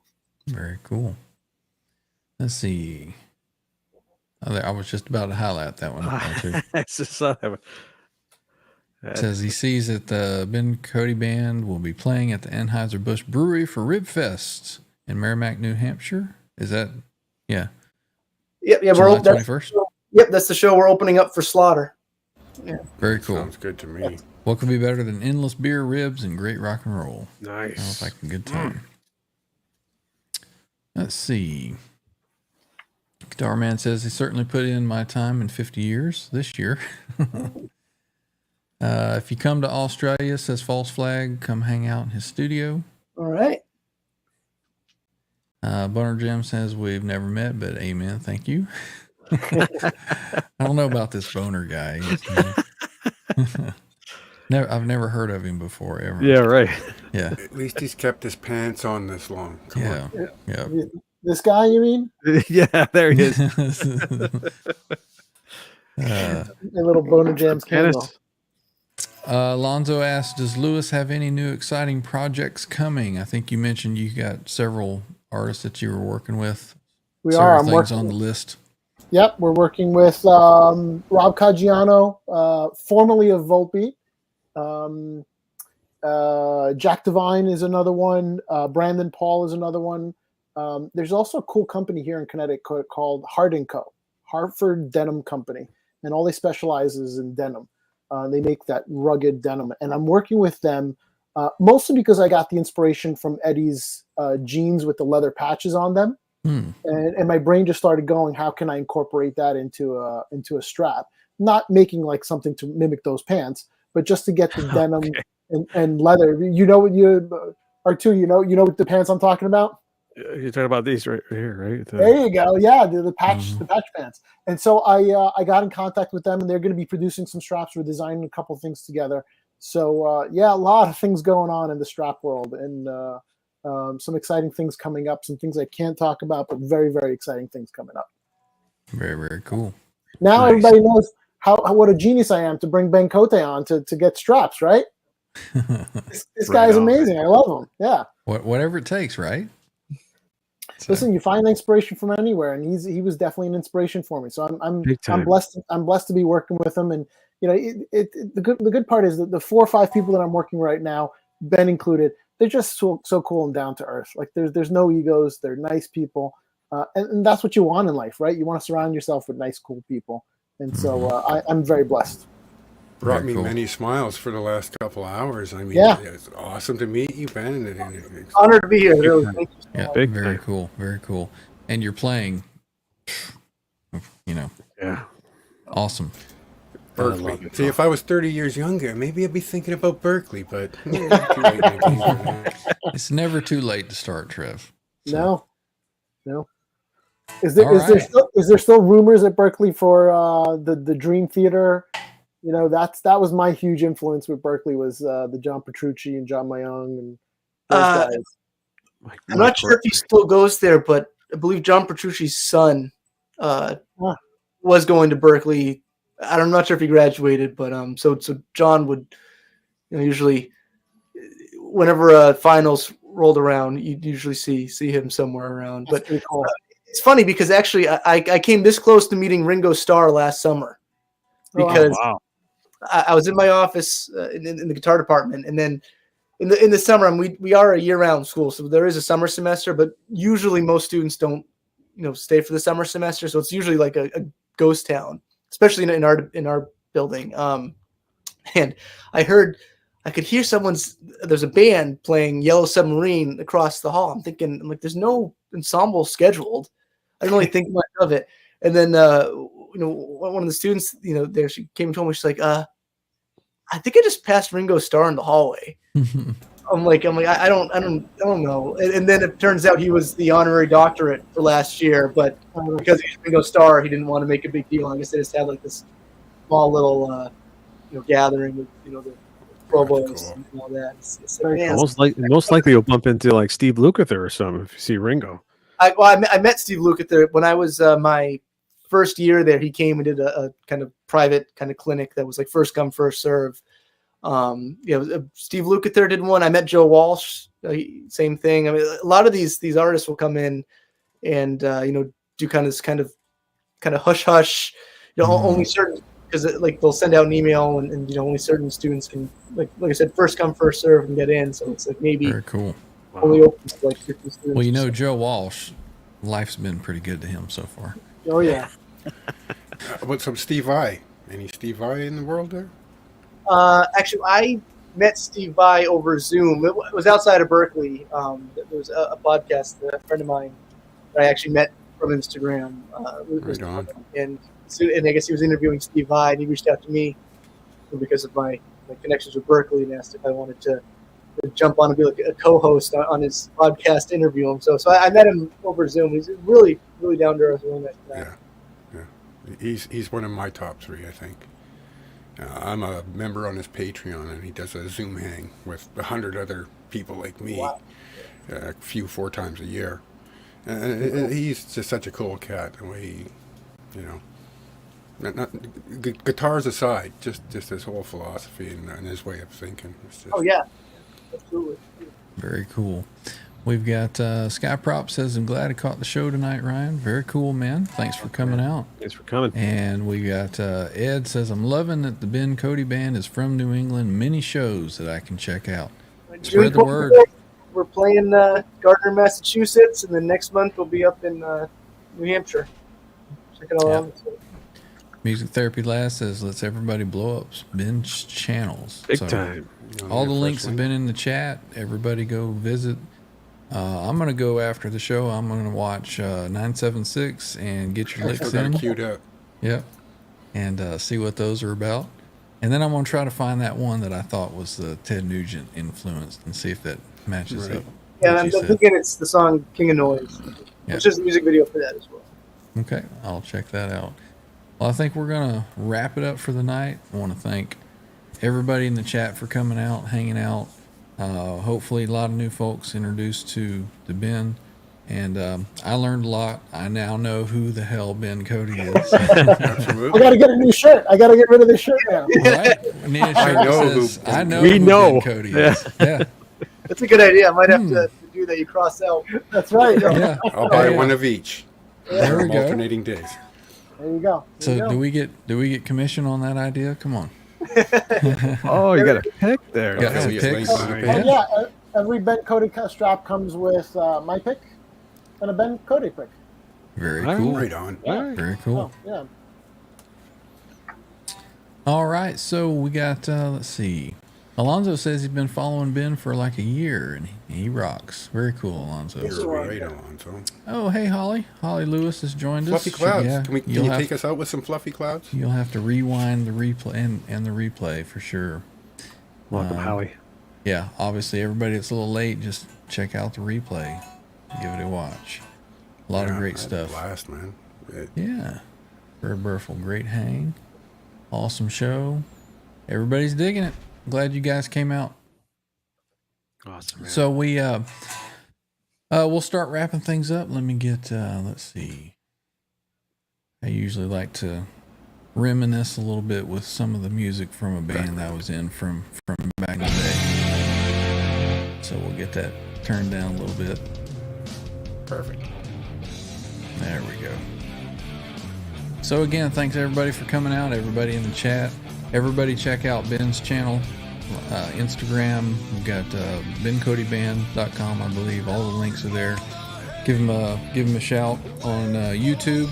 I don't know if the YouTube link was in there, but I'm sure we can search at Ben Cote Band and find that. Little announcement for next week. We are going to have another special guest. Marty 5150 from YouTube fame will be joining us, so we'll be chatting with Marty 5150. So make sure everybody comes back and checks that out. Awesome.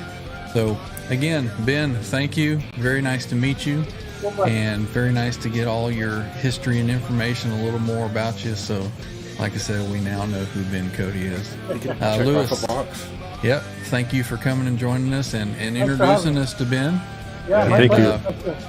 Definitely have to have you back again. Well, Ben, you come as in. well if you'd like to come back. reinstilled my faith in humanity as far as young upcoming guitar players and their influences and what they're doing. You know? There we go. Right on. Right on. Yeah. Awesome. Man, it's the blood flowing. So we're getting some call outs for some closing riffs. From who? Ben? Or from me? Por que no los dos? I could pick up my guitar and play a little bit too. If There we everybody go. wants. You got it handy. You go I'm right gonna ahead, reach Liz. away. You guys want me to take it out? Unfortunately, my kids are in bed, so at 10 o'clock, that ain't happening. That's not happening. All Nope. right. Well, I'll give a couple of TransTrem riffs to end out. Awesome.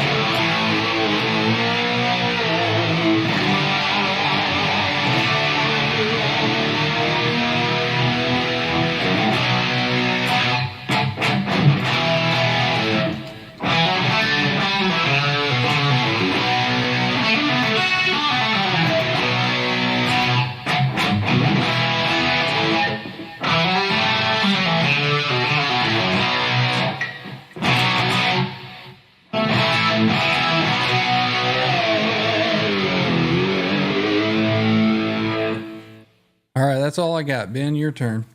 Okay, all right. No pressure. Now for the real guitarist. No.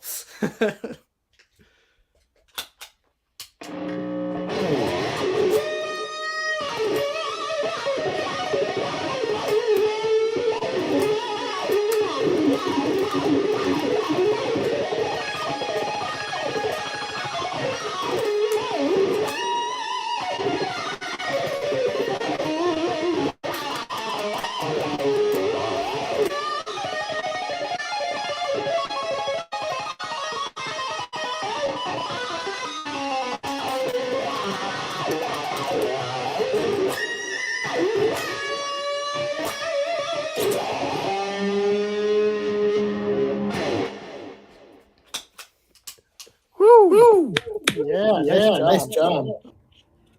Thank you.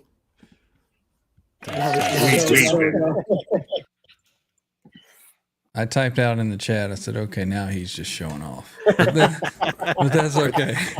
I typed out in the chat, Ryan, did you see how he had this toggle switch in the down position and did those tap-ins without flicking the switch? Yeah. All right.